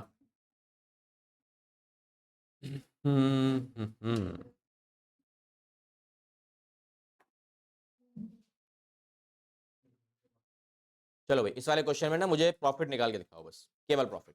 थोड़ा सा पॉइंट है, उसको कंसिडर भी करना पड़ेगा। क्या बोला गया है? कह रहा है जूही, रिया और परी पार्टनर्स हैं, profit sharing ratio 3:1। Riya died on 30 June 2024। ठीक है, for the year ended 31 March 2025, जो हमारा करंट ईयर है, क्या लिखा है? Proportionate profit of 2024 is to be taken into consideration. मतलब भाई जो भी प्रॉफिट 2024 का है वही हमें कंसीडर करना है 25 के लिए। That means previous year profit is equals to a current year profit. ठीक है, तो यहां पर हम क्या यूज करने वाले हैं? करंट ईयर का जो प्रॉफिट होगा मेरा, वो बिल्कुल बराबर होगा किसके? प्रीवियस ईयर प्रॉफिट के। ये बोला गया है। ठीक है, बट क्वेश्चन ने क्या बोला? ड्यूरिंग द ईयर 31 मार्च 2025 एक नुकसान हुआ है, कितने रुपए का? 2000 का। ये 24 की बात, करंट ईयर की बात कर रहा है कि करंट ईयर में 2000 का लॉस हुआ है मेरे को, किस चीज का? बैड डेब्ट्स का, और ये कंसिडर हो चुका है अभी तक। कह रहा है हैज टू बी एडजस्टेड, इससे आपको एडजस्ट करना पड़ेगा। और प्रीवियस ईयर का प्रॉफिट कितना है? 14,000 before adjustment of profit. That means आपका जो ये 24,000 रुपए का प्रॉफिट है ना पिछले साल का 14,000 का, ये बिना बैड डेब्ट्स के ये। और करंट ईयर में जो नुकसान हुआ है आपको एडजस्ट करना है। तो जैसे आप लॉस को एडजस्ट करोगे तो करंट ईयर प्रॉफिट कितना बचेगा? 12,000। हो गया हमारा काम, करंट ईयर प्रॉफिट निकल आया। ठीक है, अब इसी करंट ईयर के प्रॉफिट में से हम क्या करेंगे? रिया का प्रॉफिट निकालेंगे। तो भाई रिया का प्रॉफिट कितना होने वाला है? 12,000 में से क्या उसे पूरे साल का प्रॉफिट मिलेगा? नहीं, कितना मिलेगा? केवल 3 महीने का। क्यों? क्योंकि जून में वो एक्सपायर हो गई है। और करंट ईयर हमारा कौन सा है? फाइनेंशियल ईयर चल रहा है ना, अप्रैल से मार्च वाला। तो अप्रैल, मई और जून 3 महीने, तो 3 महीने का प्रॉफिट देंगे। और कितने शेयर ऑफ प्रॉफिट है इसका? रिया का ये रहा बीच वाला पार्टनर दैट इज 2/6। तो फाइनल कैलकुलेशन 1000 रुपए प्रॉफिट के लिए। डन। तो दिस इज इट, प्रॉफिट ही निकालना था और हमारा काम खत्म। 1 मार्कर में क्वेश्चन मिलेगा आपको वाला, अगर ऐसा आएगा तो। नई रेशियो ना गिवन तो अच्छी बात है, अगर नई रेशियो गिवन नहीं है तो इक्वल क्यों लेगा? नई रेशियो अगर गिवन नहीं है तो जो ओल्ड रेशियो है मेरे पास ये वाला बचेगा ना, जैसे रिटायरमेंट में होता है, बताया था ना। अगर नई रेशियो गिवन नहीं है तो जो रिटायरिंग पार्ट है उसे हटाओ बीच में से, तो जो बचा तुम्हारे पास वही नई रेशियो हो जाएगी, वही नई रेशियो हो गई, वही गेनिंग हो जाएगी। फिर निकालने की जरूरत ही क्या है, नई रेशियो कहाँ गिवन है? हाँ, अगर नई गिवन है और वो बिल्कुल ऐसा नहीं है, ऐसा वाला सिनेरियो नहीं बना, डिफरेंट आ रही है, ठीक है, तब निकालेंगे गेनिंग रेशियो और फिर वो एंट्री वो वाली बनेगी, गुडविल वाली। ठीक है, चलो देन। चलो एक और क्वेश्चन दे रहा हूँ छोटा सा निकाल के, इस सिनेरियो में है तुम्हारे पास।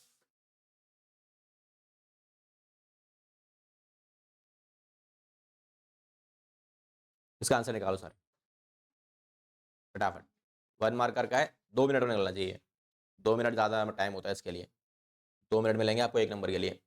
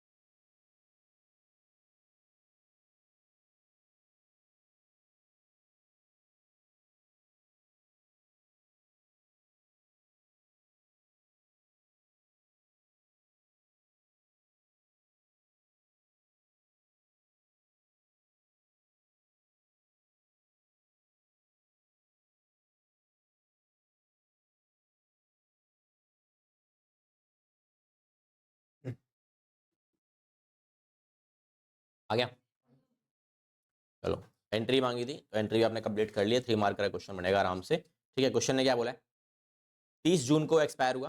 अब 30 जून का मतलब अगेन 3 महीने उसने हमारे साथ काम किया, तो प्रॉफिट उसको देना है हमें, किस बेसिस पे देना है? ऑन द बेसिस ऑफ, क्या बेस लेना है मुझे?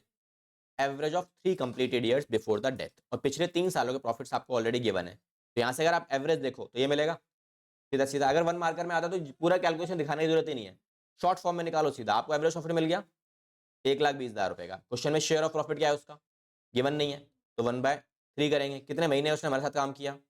3 महीने, तो 3/12 कर देना सीधा सीधा निकाल के। तो कितना आंसर आ रहा है? 10,000 रुपए। एंट्री मांगी क्वेश्चन ने, एंट्री अगर मांगे तो जाहिर सी बात है 3 नंबर में तो बनती है, 1 नंबर तो बनेगा नहीं आपको, और 1 नंबर में नहीं बनेगा तो फुल तरीके से कैलकुलेशन करके दिखानी है बस आपको। ठीक है, तो यहाँ पे एंट्री क्या बनेगी, और नई रेशियो गिवन ना होने के चलते हमारी एंट्री क्या बनेगी? PNL suspense account debit to, कौन है ये? हरी। तो हरीज कैपिटल अकाउंट, ठीक है, अमाउंट 10,000 रुपए। डन। अच्छा चलो एक चीज बताता हूँ, एक क्वेश्चन बताओ, एक क्वेश्चन है इसमें शायद होगा वो क्वेश्चन, मिलेगा मेरे को, में नहीं होगा तो फिर अलग से बनाना पड़ेगा। हर साल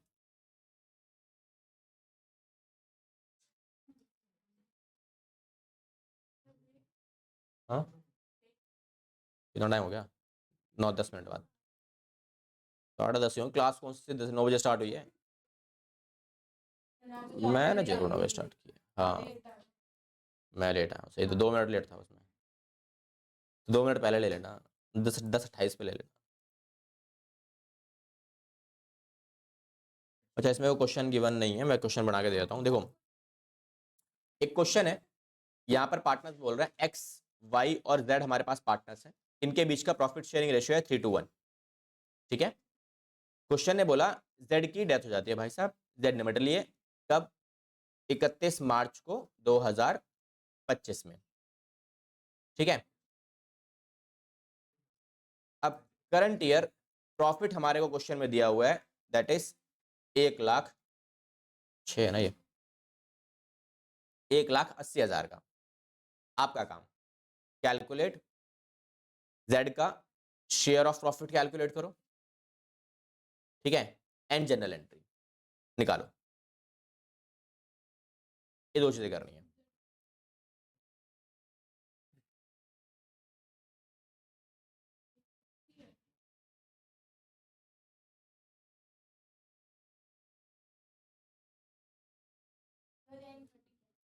हाँ, ईयर एंड हमारा 31 मार्च ही है, अगर डेथ हुई है उसकी तो 30,000 एंट्री पास करनी है।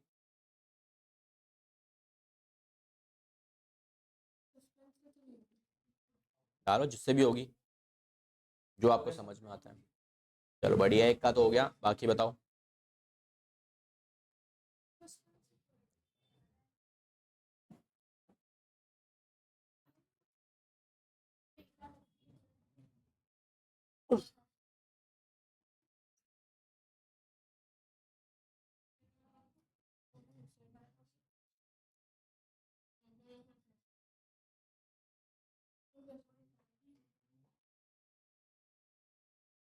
हो गया,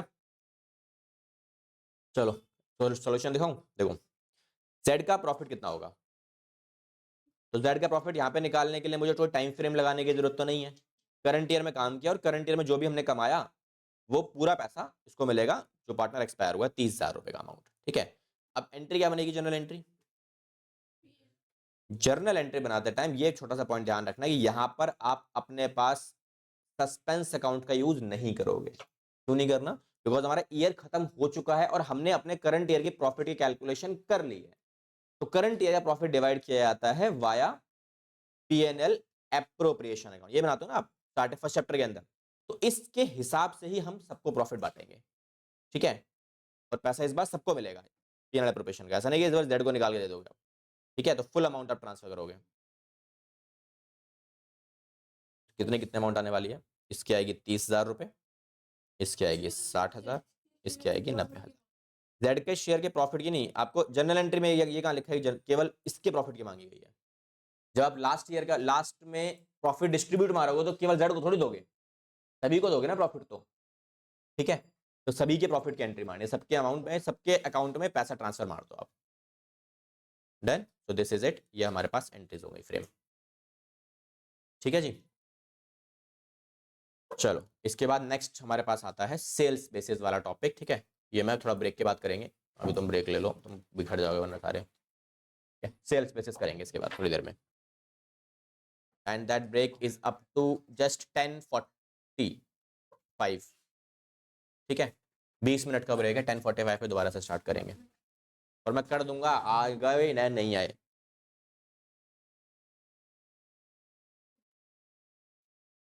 चलो भाई 12 बजे तक मैक्स, देखो जितना हो जाएगा उतना कवर करके छोड़ देंगे फिर आगे। देखो नेक्स्ट मेथड हमारे पास आता है दैट इज सेल्स बेसिस का मेथड। अब सेल्स बेसिस का जो मेथड हमारे पास अवेलेबल है, इसमें करना क्या है, कैसे करना है। तो देखो सिंपल था ना, यहाँ पे आपको एक प्रॉब्लम थोड़ी सी आती है सेल्स बेसिस के अंदर कि कॉन्सेप्ट को समझो, फॉर्मूला वगैरह क्या तेल लेने, ठीक है। फॉर्मूला वॉर्मूला से कोई मतलब नहीं है, जो डाटा आपको गिवन है उससे कोई मतलब नहीं है मुझे। हमें इसके पीछे का कॉन्सेप्ट समझना है एक बार कि एग्जैक्टली जो बनाया गया है ना, ये एग्जैक्टली है क्या। तो यहाँ पे एक चीज सोचो, ये मेरा प्रीवियस ईयर है, ठीक है, और ये मेरा करंट ईयर है, ठीक है। अच्छा, अब प्रीवियस ईयर में हमें करंट ईयर में दो चीज चाहिए। करंट ईयर में मुझे क्या चाहिए, प्रॉफिट चाहिए, और मुझे क्या चाहिए, सेल्स। अब यहां पे मान लेते हैं कि 6 महीने में हमारा जो पार्टनर था वो एक्सपायर हो गया, 6 महीने से हमारे साथ काम किया और वो एक्सपायर हो गया। क्या करंट ईयर की सेल्स आपको मिल सकती है इन 6 महीनों की सेल्स? सेल्स तो मिल सकती है। सेल्स निकालने के लिए क्या है, हर आप पर्टिकुलर ट्रांजैक्शन का बिल बना रहे हो, बिल बना रहे हो तो कंप्यूटर में कहीं ना कहीं तो सेव कर ही रहे होगे ना आप, प्रॉपर रिकॉर्डिंग हो रही है। कंप्यूटर में डेट डालो, 1 तारीख से लेके 2024 से लेके 1 अक्टूबर 2024 तक का 6 महीने होता है। इस 6 महीने टाइम फ्रेम ऐड करो और सेल्स अकाउंट खोल दो आप, तो सेल्स का टोटल सेल्स की वैल्यू मिल जाएगी आपको। अब लेट सपोज मैं बोलता हूँ इस पूरे 6 महीने में हमने 4 लाख का माल बेचा है एग्जाम्पल, तो सेल्स कितनी हो गई, 4 लाख की। बट पॉइंट ये आता है कि इस 4 लाख में दो चीजें होंगी, एक होगी कॉस्ट और एक होगा प्रॉफिट। तो मुझे क्या चाहिए, मुझे इस 4 लाख में कितना प्रॉफिट अवेलेबल, अगर वो मिल जाए तो मैं उसको नेट प्रॉफिट बोल दूंगा, है ना, उसे हम प्रॉफिट बोल देंगे कि भैया इतना प्रॉफिट हमने कमाया। बट पॉइंट है, प्रॉफिट तो निकाल ही नहीं सकता मैं, तो उसके लिए हमें क्या करना पड़ेगा, हमें एक कोई ना कोई पैरामीटर चाहिए जो हम अप्लाई कर सके, जो हम यूज कर सके। तो उसके लिए हम क्या करेंगे, हम अपने प्रीवियस ईयर का जो भी कमाया गया है, क्या प्रीवियस ईयर का नेट प्रॉफिट हमें पता है, ये तो मुझे पता ही होगा, है ना, क्योंकि प्रीवियस ईयर की सेल्स हमें पता होगी, ये भी हमें पता होगी। एग्जांपल के तौर पर प्रीवियस ईयर में मान लो हमने 1 लाख कमाया, और जो कितनी सेल्स पे कमाया, 10 लाख रुपए की सेल्स पे कमाया। तो मैं क्या करूंगा, मैं एक परसेंटेज निकाल लूंगा प्रीवियस ईयर की। तो अगर मैं पिछले साल का परसेंटेज प्रॉफिट कैलकुलेट करूं तो कितना होगा, परसेंटेज में कितना परसेंट कमाया आपने पिछले साल में, 10%। बहुत सिंपल है, 1 लाख डिवाइड बाय में 10 लाख, तो हमारा पिछले साल का परसेंटेज कितना हो गया, 10%। अब अगर मैं ये प्रीवियस ईयर का परसेंटेज करंट ईयर की सेल्स पर अप्लाई कर दूं तो मेरा प्रॉफिट निकल आएगा। जाहिर सी बात है, अगर पिछले साल 10% कमाया जो कि सेल्स पर है, तो ये 4 लाख की सेल्स पर 10% के हिसाब से कितना प्रॉफिट बनता है, 40,000 रुपए।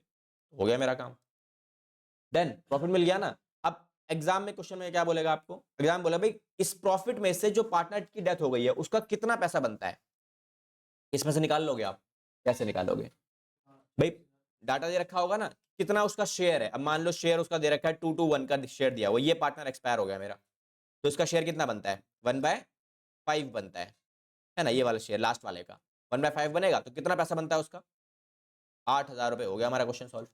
अब पॉइंट आता है मैंने टाइम पीरियड क्यों नहीं लगाया, टाइम पीरियड इसलिए नहीं लगाया बिकॉज जब ये सेल्स 6 महीने की है तो ये प्रॉफिट भी 6 महीने का निकला होगा ना, तो टाइम पीरियड लगाने की जरूरत ही नहीं है मुझे। क्लियर है, तो ये फॉर्मूला क्या है, ये फॉर्मूला प्रोपोर्शनेट वाला है, ये वाला फॉर्मूला देखो, ये क्या लिखा है, last year profit divide by last year cell, ये रहा, है ना, और मल्टीप्लाई बाय करंट ईयर का सेल। और इसमें क्या हुआ, ये जो 100 है ना, ये कहां चला गया, इसकी जगह मैंने क्या लिख दिया, सीधा करंट ईयर का सेल लिख दिया। क्यों, क्योंकि हमने प्रोपोर्शनेट कर दिया।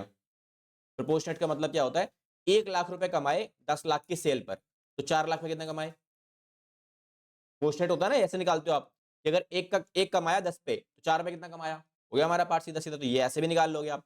ये बेसिकली क्या है, ये है इन दोनों स्टेप्स का कॉम्बिनेशन। स्टेप नंबर 1 ये था मेरा परसेंटेज निकालने का, स्टेप नंबर 2 प्रॉफिट निकालने का। ठीक है, उनको कंबाइन करोगे तो ये स्टेप बन जाएगा आपके पास, ये वाला जो आपको यहाँ लिखा हुआ है। डन, दोनों स्टेप कोई भी आप मेथड यूज कर लो, मोस्ट फेवरेबल जिसमें आप जिसमें ज्यादा सक्सेस रेट है आपका, वो क्या है, ये वाला मेथड। पहले ये निकालो, परसेंटेज निकालो, फिर उसके बाद ये परसेंटेज सीधा सेल्स पे अप्लाई कर लो, करंट प्रॉफिट निकल आएगा। फिर करंट प्रॉफिट निकला, डायरेक्टली आप वो निकाल लो अपना, उस बंदे का प्रॉफिट कितना होगा शेयर के हिसाब से। क्लियर, चलें क्वेश्चन करें इसके ऊपर।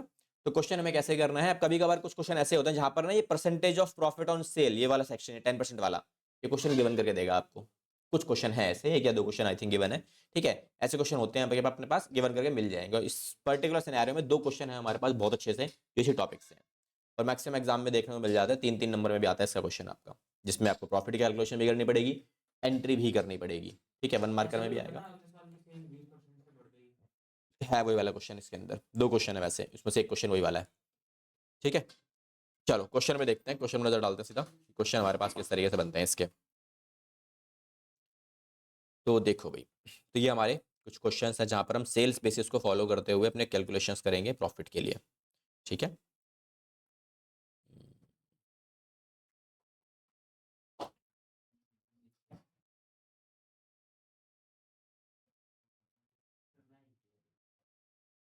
तो क्वेश्चन नंबर 1 देखो जी, ये हमारा क्वेश्चन है। क्या बोला क्वेश्चन ने, A B C 3 partners, profit sharing ratio 2:1। C expire होता है कब, 30 जून को 2025 में। Profit and sales for the year ended 31 March 2025। तो जब भी आपको प्रॉफिट और सेल दोनों गिवन होंगी ना, तो वो हमेशा प्रीवियस ईयर की ही होंगी, बिकॉज मेरा करंट ईयर है, बंदा ये एक्सपायर हुआ है, तो ये कौन सा ईयर है, ये 25-26 है ना ये तो। और हमारे को प्रॉफिट कौन से साल के दिए हुए हैं, 24-25 के, क्योंकि 25 के एंड में दिए हुए हैं, तो 24-25 हो गया ना ये तो ये प्रीवियस ईयर हो गया। तो प्रीवियस ईयर के सेल्स और प्रॉफिट कितने हैं, 1 लाख और 10 लाख रुपए। अब क्वेश्चन कहता है sales during the year, April से लेके जून तक, ये आपको हमेशा गिवन करके देगा कि कितना हमने सामान बेचा है, कितना बेचा है, 1.5 लाख बेचा है। तो हमारा काम क्या है, केवल और केवल प्रॉफिट की कैलकुलेशन करनी है। For that I will follow 3 steps. पहला step, percentage profit on sales, कितना हमने कमाया, कब, प्रीवियस ईयर में, कितना कमाया, 1 लाख की सेल करी, वो 1 लाख कमाया 10 लाख की सेल पर, तो परसेंटेज के फॉर्म में हमने कितना कमाया 10%। अब अगर मैं यहां पे निकालूं सेकंड पॉइंट में प्रॉफिट अप टू, कब तक, जून तक, प्रॉफिट अप टू 30th जून 2025 तक हमने कितना कमाया होगा, तो हमने करंट ईयर में सेल्स करी थी कितनी 1.5 लाख की, तो इस 1.5 लाख पर अगर मैं पिछले साल का प्रॉफिट परसेंटेज अप्लाई कर दूं तो कितना कमाया मैंने 15,000। अब इसी प्रॉफिट में से मुझे क्या करना है, सी का प्रॉफिट निकालना है, तो सी प्रॉफिट कितना होगा, सी का प्रॉफिट 15,000 को सीधा उसके शेयर से मल्टीप्लाई कर दो, दैट इज 1/5, तो कितना प्रॉफिट आया उसका 3,000 रुपए, हो गया हमारा काम खत्म। ठीक है, एंट्री सेम वही, जनरल एंट्री अगर आप करना चाहते हो, इसकी जनरल एंट्री क्वेश्चन अगर मांगी है तो एंट्री सेम रहेंगी, एंट्रीज में कोई चेंजेस नहीं है, PNL suspense account debit to C's capital account, same वैसे ही एंट्रीज आप डालो जैसे पहले डाली थी। ठीक है, 3,000 रुपए की एंट्री आप यहाँ डाल देना, दीज आर दी एंट्रीज। ठीक है, एक सिंपल एंट्री।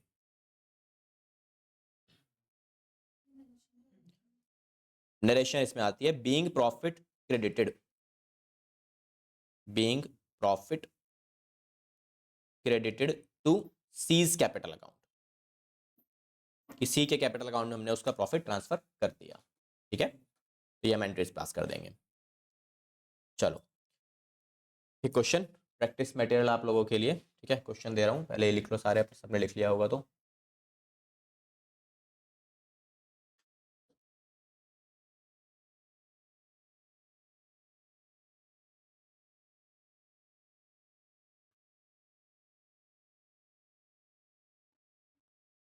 साढ़े बारह। चलो हाँ? देखते हैं, टीचर तो आएगा अपना चल के, आएंगे बाकी भी। बैठो,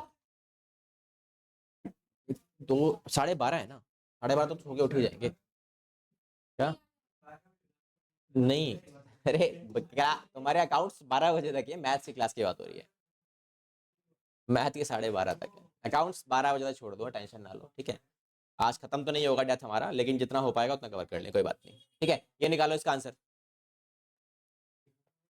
इसका आंसर निकालो सारे, कितना आएगा। देखो सेल्स पे से शॉर्ट करूं, सेल्स पे से क्वेश्चन अगर आएगा ना, जब भी आपको मिलेगा तो आपको ना सॉल्यूशन में 3 चीजें निकाल के रख लेना, आपका सॉल्यूशन जल्दी जल्दी निकल आएगा। क्या क्या निकालनी है 3 चीजें, आपको प्रीवियस ईयर का सेल्स और प्रीवियस ईयर का प्रॉफिट ये ढूंढ लेना, और करंट ईयर की सेल्स ये ढूंढ लेना। ये तीनों चीजें हमेशा गिवन करके देगा ही देगा, बस आपको लैंग्वेज को सही तरीके से पढ़ के सही डाटा को सही जगह लिखना है। तो इसमें प्रीवियस ईयर की सेल्स कितनी है और प्रीवियस ईयर का प्रॉफिट कितना है, बस ये निकाल लो। हमारा करंट ईयर कौन सा है, ये बंदा कब एक्सपायर हुआ है 31 दिसंबर 2024 में, तो मेरा करंट ईयर कौन सा हो गया 24-25। ठीक है, क्योंकि 24 में एक्सपायर हुआ है ना, अब क्या बोला इसने, कह रहा है sales for the year ended 2024, मतलब 23-24 मेरा क्या हुआ प्रीवियस ईयर, तो पिछले साल की सेल्स कितनी है 12 लाख, तो पिछले साल की सेल्स मिल गई मुझे 12 लाख की। And sales for the 9 month जो खत्म कब हो रहे हैं दिसंबर में, ये कौन सेल है, ये भी सेल है ना, तो ये करंट ईयर की सेल है, जो क्योंकि करंट ईयर की सेल हमेशा आपको up to date of death ही मिलेगी 6 लाख रुपए की। देन इसके बाद अगला पॉइंट, इस बार मुझे लॉस गिवन है पिछले साल का, कितना है ये 90,000 का, तो यहां पर मुझे प्रॉफिट की जगह लॉस मिल गया, कोई बात नहीं, तो निकालो आंसर। लॉस को जैसे करते हैं वैसे ही करेंगे, बस इस बार प्रॉफिट की जगह लॉस ट्रांसफर करोगे आप डिजीज पार्टनर के अकाउंट में, तो एंट्री क्या हो जाएगी रिवर्स, अमाउंट निकालो पहले।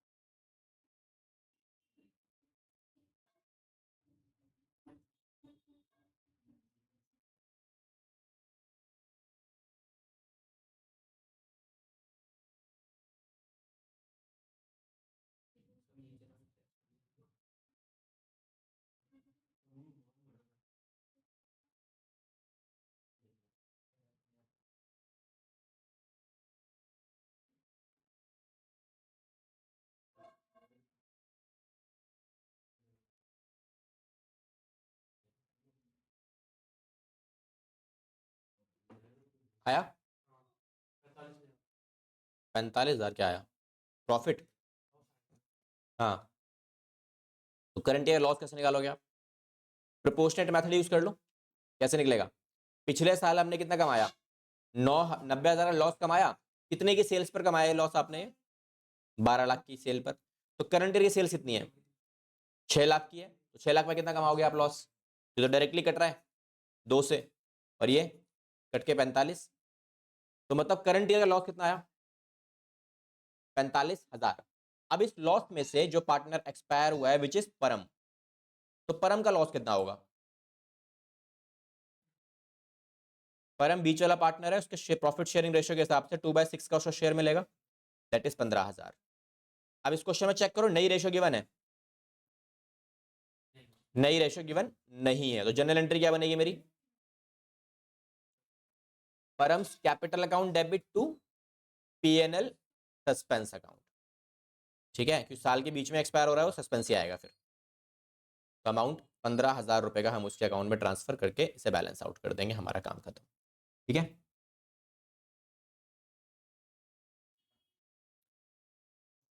चलो ये खत्म।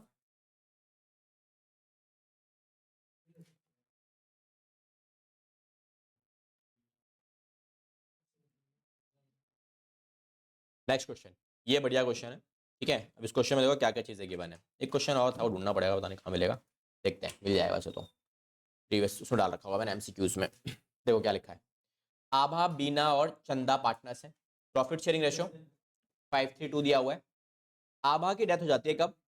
1 जुलाई 2025 में। पार्टनरशिप डीड के हिसाब से आभा का जो एग्जीक्यूटर है ना, are entitled to share the profit till date of death on the basis of sales. तो सेल्स कैसे यूज करना है? कौन से वाले सेल्स को लोगे आप? For the immediate previous year, मतलब पिछले साल की सेल्स को ही हमें करंट ईयर की सेल्स मान के चलना है। ठीक है, कह रहा है सेल्स को अगर चेक करें हम लोग, सेल्स जो है पिछले साल की वो कितनी है? 12 लाख। एंड प्रॉफिट पिछले साल का कितना है? 3 लाख रुपए का। ठीक है, ये मेरे को क्या मिल गया? प्रीवियस ईयर प्रॉफिट और सेल मिल गया। अब क्वेश्चन ने क्या बोला? Sales shows a growth trend of 20%। Sales के अंदर हमें ग्रोथ का ट्रेंड फॉलो कर रही है। सेल्स कितना? 20% हर साल बढ़ जाती है। और परसेंटेज ऑफ प्रॉफिट की अगर बात करें तो वो अनचेंज रहेगा, वो सेम रहता है। ठीक है, तो हम एक काम करते हैं, प्रीवियस ईयर की सेल्स जो है मेरी वो कितनी है? 12 लाख रुपए की। अगर मैं इसको फॉलो करते हुए करंट ईयर की सेल्स निकालूं तो कितनी आएगी? करंट ईयर सेल्स कैसे निकालोगे आप? 20% बढ़ा देते हैं, तो 20% बढ़ा के कितनी वैल्यू बनेगी? 2,40,000 बढ़ जाएगा। तो वैल्यू कितनी आती है? 14,40,000 रुपीज की वैल्यू आती है। ये क्या है? करंट ईयर की सेल्स। अब एक बात करते हैं, प्रीवियस ईयर का प्रॉफिट कितना है? प्रीवियस ईयर का प्रॉफिट कितना कमा रही है कंपनी? 3 लाख रुपए। अब 3 लाख रुपए कमा रही है, तो प्रीवियस ईयर का परसेंटेज प्रॉफिट कितना होगा? परसेंटेज प्रॉफिट ऑन सेल्स ये कितना होगा? 3 लाख हम कमा रहे हैं कितनी सेल्स पर? 12 लाख पे। तो परसेंटेज में कितना आया? ये 25% आया। अब क्वेश्चन ने ये बोला था कि भैया जो ग्रोथ का ट्रेंड है ना वो केवल सेल्स में है, तो करंट ईयर का परसेंटेज प्रॉफिट ऑन सेल्स ये कितना होगा? ये अनचेंज है, मतलब ये 25% ही रहेगा। तो करंट ईयर की प्रॉफिट कितनी होनी चाहिए? करंट ईयर कितना सेल्स कितना कमाया हमने? 14,40,000 कमाया था। अब इसमें अगर 25% अप्लाई करूं तो कितना कमाएंगे हम? 6,60,000। 25% के हिसाब से 2 बार हाफ कर दो। ठीक है, तो करंट ईयर प्रॉफिट ये हो गया। अब इसमें जो पार्टनर एक्सपायर हुआ है आभा, तो आभा का प्रॉफिट कितना होगा? आभा का प्रॉफिट कितना आएगा? 3,60,000 में से आभा का शेयर क्या है? 5/10। तो 5/10 के हिसाब से उसका शेयर कितना होना चाहिए? 180। डन। अब एंट्री के क्वेश्चन एंट्री मांगी है ना, एंट्री क्या बनेगी? जर्नल क्या बननी चाहिए? PNL suspense account debit to Abhas capital account. ठीक है, अमाउंट 180।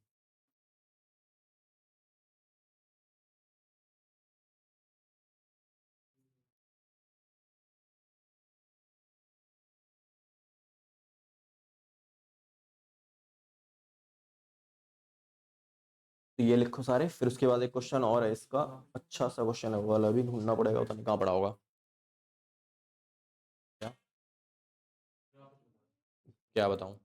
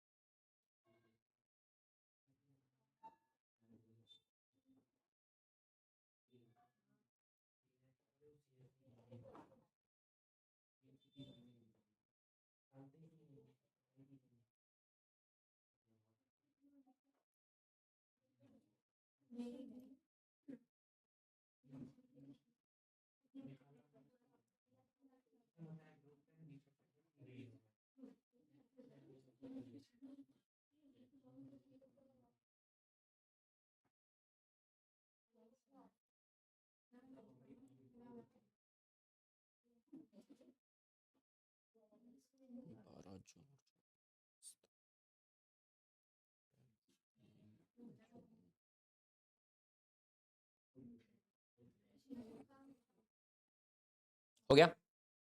देखो, दो डेट दे रहा हूं मैं आपको, ये दोनों डेट्स आपको याद रखनी है। पहली डेट है तुम्हारे पास 12 जून, ठीक है, और एक है 24 जून, 24 अगस्त, ठीक है। अगर कोई भी पार्टनर आपका इन दोनों डेट्स पर एक्सपायर करेगा, ठीक है, तो आपको डेज के हिसाब से कैलकुलेशन करनी पड़ती है, ठीक है। क्यों? मंथ कैसे लगाओगे आप?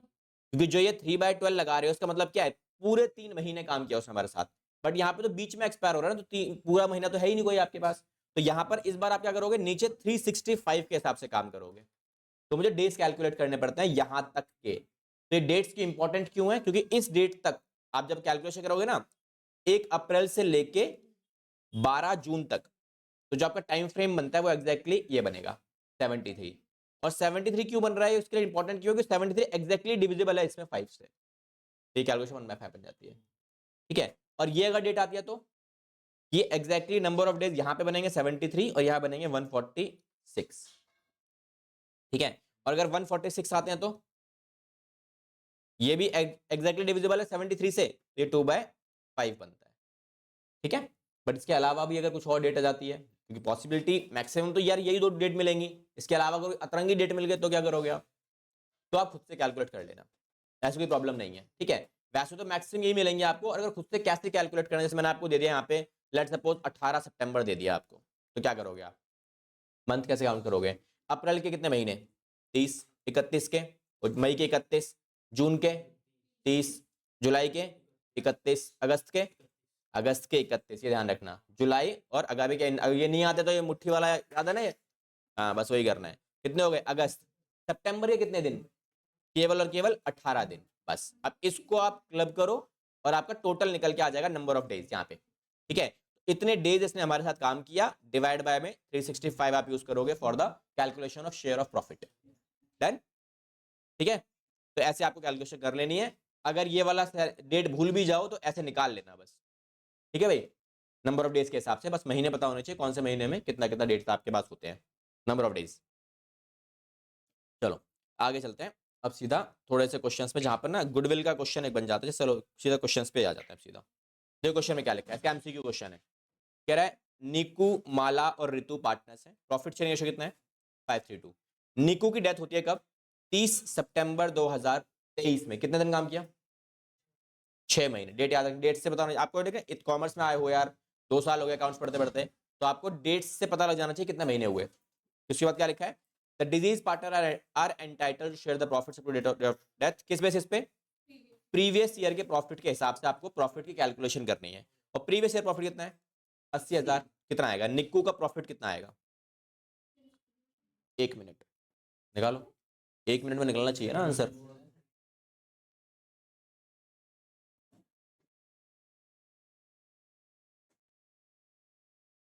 ₹20,000। बढ़िया। देखो 80,000 का प्रॉफिट कमाया हमने पिछले साल में, जिसे हमें as a current year profit use करना है।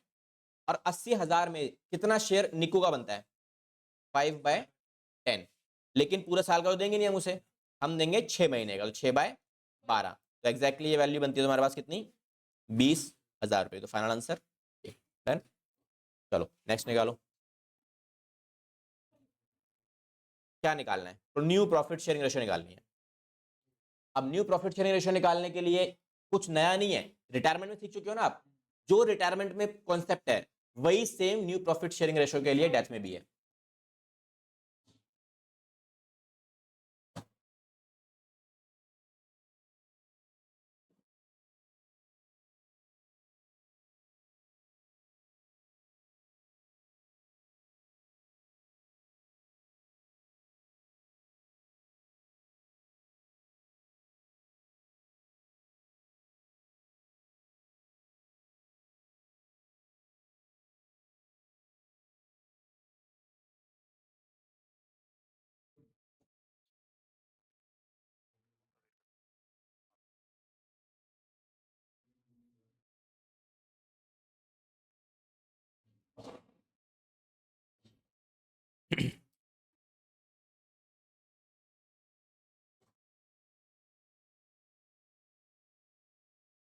आ गया,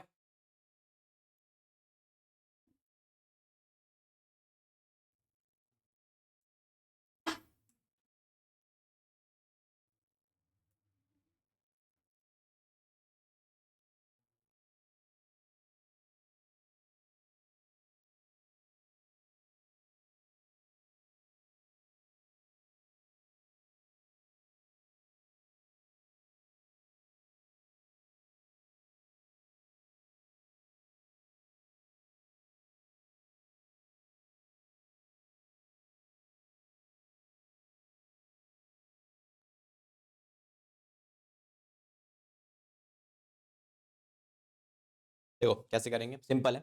ओल्ड रेशियो के मैंने आपको गेनिंग वाला बस ऐड कर दो। देखो जो पार्टनर की डेथ हो गई है वो कौन है, चारू। और क्वेश्चन ने क्या बोला है, पुराने वाले दोनों पार्टनर्स एक्वायर करेंगे चारू का शेयर किस रेशियो में, इस रेशियो में। दैट मींस चारू का शेयर है कितना, 6/9 का शेयर है ना उसका, तो 6/9 का शेयर दोनों में बटेगा, वो भी 2:1 की रेशियो में, मतलब इस रेशियो में बटेगा ऐसे, ठीक है। तो बस अब आगे मैथमेटिक्स है, 1/9 प्लस 12/27, और ये वाला 2/9 प्लस 6/27, ठीक है। तो डिटेल्स में 27 एलसीएम आएगा, तो कितना आएगा ये, 3 1 जा 3, 3 2 जा 6 प्लस 6 और ये 12, फाइनल वैल्यू 15/27 और ये 12/27, टोटल भी सेम आ रहा है। और ऑप्शन में अवेलेबल है 15/12 और यू कैन से 5:4, ऑप्शन मिल गया, ये रहा। तो this is the correct answer, ठीक है। चलो इसका आंसर निकालो सेम उसी पैटर्न पे। नहीं, क्वेश्चन में रिक्वायरमेंट डिफरेंट है इस बार गेनिंग रेशियो निकालनी है आपको। तो गेनिंग रेशियो कौन सी बड़ी बात है, क्या करोगे, न्यू माइनस में ओल्ड।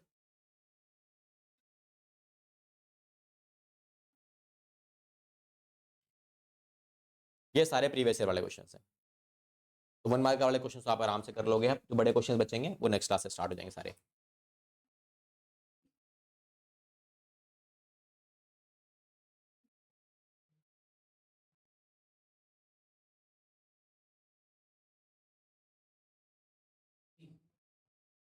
आ रहा है, सी आ रहा है 5:2। ठीक है, रिटायरमेंट कौन, डेथ किसकी हुई है? आदित्य की। तो गेनिंग केवल और केवल विशेष और इसका निकलेगा। न्यू रेशियो क्या इन दोनों का? 4/7 एंड 3/7। इन दोनों का ओल्ड शेयर क्या है मेरा? इक्वल है, तो सभी का 1/3 होना चाहिए। तो 1/3 के हिसाब से ये बनेगा। दैट मीन्स एलसीएम 21, तो कितना आएगा ये? 12 माइनस में 7 और 9 माइनस में 7, तो ये बनता है 5/21 और ये 2/21। तो डिनोमिनेटर सेम है, तो gaining ratio 5:2। So this is the gaining share, gaining ratio. चलो जी, ये भी हमारा कंप्लीट है। नेक्स्ट इसका आंसर निकालो। Profit sharing ratio, profit calculate करना है।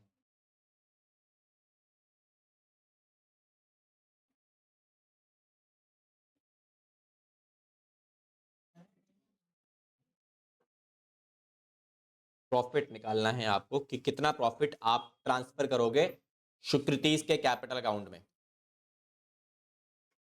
और सुकृति इज अ डिजीज पार्टनर। कब एक्सपायर हुई है वो?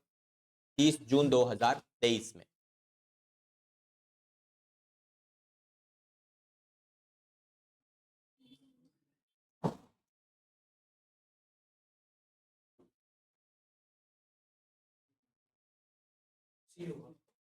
सी आ रहा है सबका?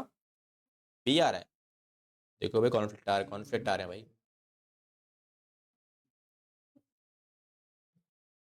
इशिता का 45,000 रुपये, रचित का 1,80,000। बाकी और किसी का? बी आया है, हरिका का क्या हुआ? बी आ गया।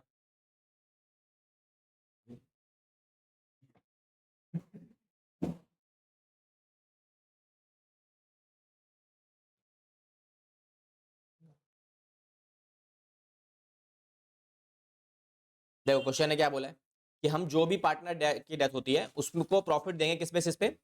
प्रीवियस ईयर के प्रॉफिट पर। तो प्रीवियस ईयर का प्रॉफिट हमारा है कितना? 4.5 लाख रुपए का। अब इस 4.5 लाख में से हम कितना देंगे सुकृति को? 2/5। लेकिन कितने महीने का देंगे?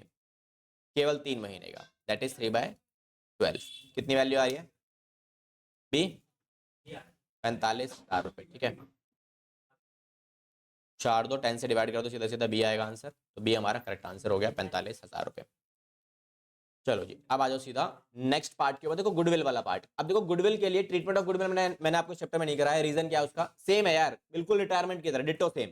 तो आप ये मान के चलो यहाँ पर जो पार्टनर एक्सपायर हुआ है ये रिटायरमेंट वाले एंट्री डाल दो आप सीधा गुडविल के लिए। तो निकालो इसकी एंट्री क्या बनेगी, क्या केस बनेगा तुम्हारा, क्या केस है? गीता, हिना और ईशा पार्टनर्स है। प्रॉफिट शेयरिंग रेशियो सेम है 3:2 का। अब गीता की डेथ हो जाती है। गीता कौन है? फर्स्ट पार्टनर, से कट करते हैं। हिना और ईशा ने डिसाइड किया है कि फ्यूचर के प्रॉफिट्स किस रेशियो में रखी जाएगी? इक्वल। तो अगर ये इक्वल है और ओल्ड रेशियो इक्वल नहीं है तो गेनिंग रेशियो अब निकालना पड़ेगा। तो जो एंट्री बनेगी आपकी गुडविल के लिए क्या बनती है हमेशा? Gaining to sacrifice. तो गेनिंग टू सेक्रीफाइस के हिसाब से एंट्रीज फ्रेम करो और गीता की डेथ के टाइम पे गुडविल की एंट्री बनाओ। पहली डिमांड यही है, गेनिंग रेशियो निकालो और जनरल एंट्री रिकॉर्ड करो for the treatment of goodwill. बस। तो क्या करेंगे? कैलकुलेशन, या तो एक ट्रिक और सिखाई थी मैंने आपको, कैलकुलेशन ऑफ गेन और सेक्रीफाइस वाला, गेन और सेक्रीफाइस शेयर, ये भी सिखाया था ना। इसमें क्या करेंगे हम लोग? पर्टिकुलर पार्टनर्स के नाम, गीता, हिना और ईशा। तो सबसे पहले क्या लेंगे? ओल्ड माइनस में न्यू। तो इसके हिसाब से पूरा 8 लाख रुपए आप ओल्ड रेशो में बांट दो। ओल्ड रेशो क्या है? ये कितना वैल्यू आता है? 3 लाख, 3 लाख और 2 लाख रुपए। अब नई रेशो क्या है मेरी? इक्वल है। लेकिन किसकी? इसको तो मिलेगा नहीं नई रेशो में, गीता एक्सपायर हो गई है। तो 8 लाख रुपए जो है वो दोनों को मिलेगा इक्वल रेशो, मतलब 4-4 लाख के हिसाब से। तो अब हम क्या करने वाले हैं? सीधा डिफरेंस निकालने वाले हैं। और डिफरेंस में क्या आने वाला है? ये पॉजिटिव आ रहा है 3 लाख रुपए। तो जो पॉजिटिव आता है वो क्या करता है? सेक्रीफाइस, क्योंकि मैंने ओल्ड माइनस न्यू किया है। और ये नेगेटिव आ रहा है 1 लाख रुपए। दैट मीन से क्या कर रहा है? ये गेन करेगा। और ये वाला ये भी गेन करेगा, 2 लाख रुपए का ये भी नेगेटिव आ रहा है, ये भी गेन करेगा, तो डायरेक्टली एंट्री बन जाती है मेरी, है ना, ईशा और लास्ट में गीता। गेनिंग टू सेक्रीफाइस के हिसाब से आप एंट्री फ्रेम करके आप बैलेंस कर दो, एंट्री बन गई हमारी। तो 2 लाख रुपए, 1 लाख, 2 लाख और 3 लाख रुपए हो गया हमारा पार्ट खत्म। ठीक है, तो आप ऐसे भी पार्ट कर सकते हो गुडविल के लिए, नॉट नेसेसरी आपको वही वाला फॉर्मेट यूज करना है, जैसे आपको ठीक लगे। दोनों मेथड आपको मैंने सिखा दिए, दोनों में ऐसा कुछ हार्ड एंड टफ वाला रूल तो नहीं है, जो आपको सफिशिएंट लगा, जो आपको अच्छा लगता है वो करो, आपको कोई दिक्कत नहीं है। ठीक है, चलेंगे। अब देखो ये है बड़े वाले क्वेश्चंस, तो बड़े वाले क्वेश्चन से पहले छोटे छोटे क्वेश्चन जितने भी हमारे पास है वो निपटा लेते हैं। देखो ये वाले क्वेश्चन निकालो, इसका आंसर प्रॉफिट का ही है।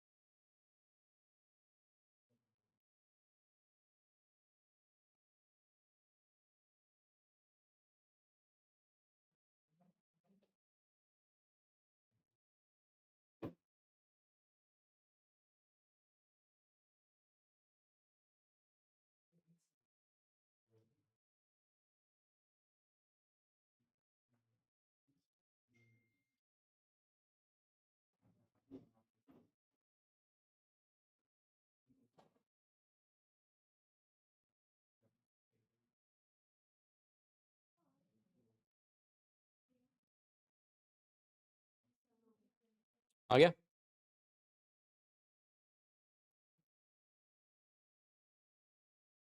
चलो चेक करते हैं एक बार। क्वेश्चन में क्या लिखा है, आर्या, बीनू और क्लारा पार्टनर्स हैं, प्रॉफिट शेयरिंग रेशियो 4:3 का दिया हुआ है। 30 जून 2023 को क्लारा जो है वो एक्सपायर हो जाती है। क्लारा का शेयर ऑफ प्रॉफिट जो है वो कैलकुलेट किया जाए किस बेसिस पे, सेल्स के बेसिस पे। अब सेल्स पिछले साल की कितनी है, 20 लाख रुपए की, and sales for the current year April से लेके जून तक जो कि 3 महीने होते हैं उसकी सेल्स कितनी है, 4 लाख रुपए, और प्रॉफिट पिछले साल का कितना है, 5 लाख का। तो यहां से अगर आप काम करो, एक करंट ईयर का प्रॉफिट निकालेंगे प्रोपोर्शनेट बेसिस पे, तो कैसे निकलेगा, पिछले साल हमने कितना कमाया, 5 लाख, कितनी सेल्स पर है 5 लाख रुपए, 20 लाख की सेल पर, तो हम करंट ईयर में जो 4 लाख की सेल करी है उस पर कितना कमाएंगे, प्रोपोर्शनेट बेसिस कितना आ रहा है, 5, 1 लाख। ठीक है, तो करंट प्रॉफिट कितना हो गया, 1 लाख का। सिंपल, या तो वैसे निकाल लो, 5 लाख डिवाइड बाय 20, 25% आएगा, 25% अप्लाई कर दो 4 लाख के ऊपर, सेम आपका आंसर आएगा। ठीक है, अब ये मेरा आंसर बन गया, ये वैल्यू बन गई। अब इसमें से आपका क्वेश्चन ने क्या बोला, क्लारा का शेयर ऑफ प्रॉफिट निकालो up to date of death और एंट्री पास करो। तो भैया क्लारा का शेयर ऑफ प्रॉफिट कितना होगा,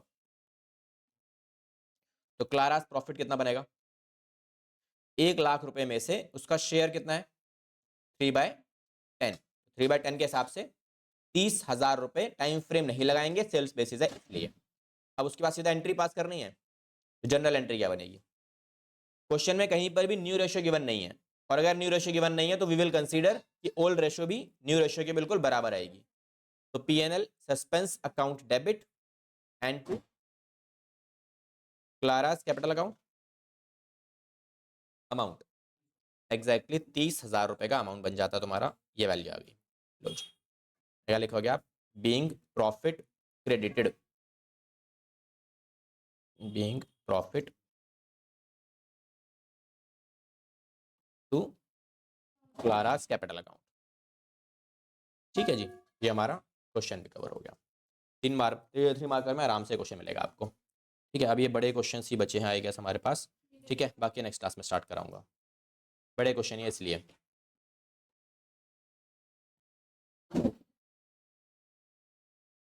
क्या देख लेते हैं एक बार कितने आ रहे नहीं आ रहे।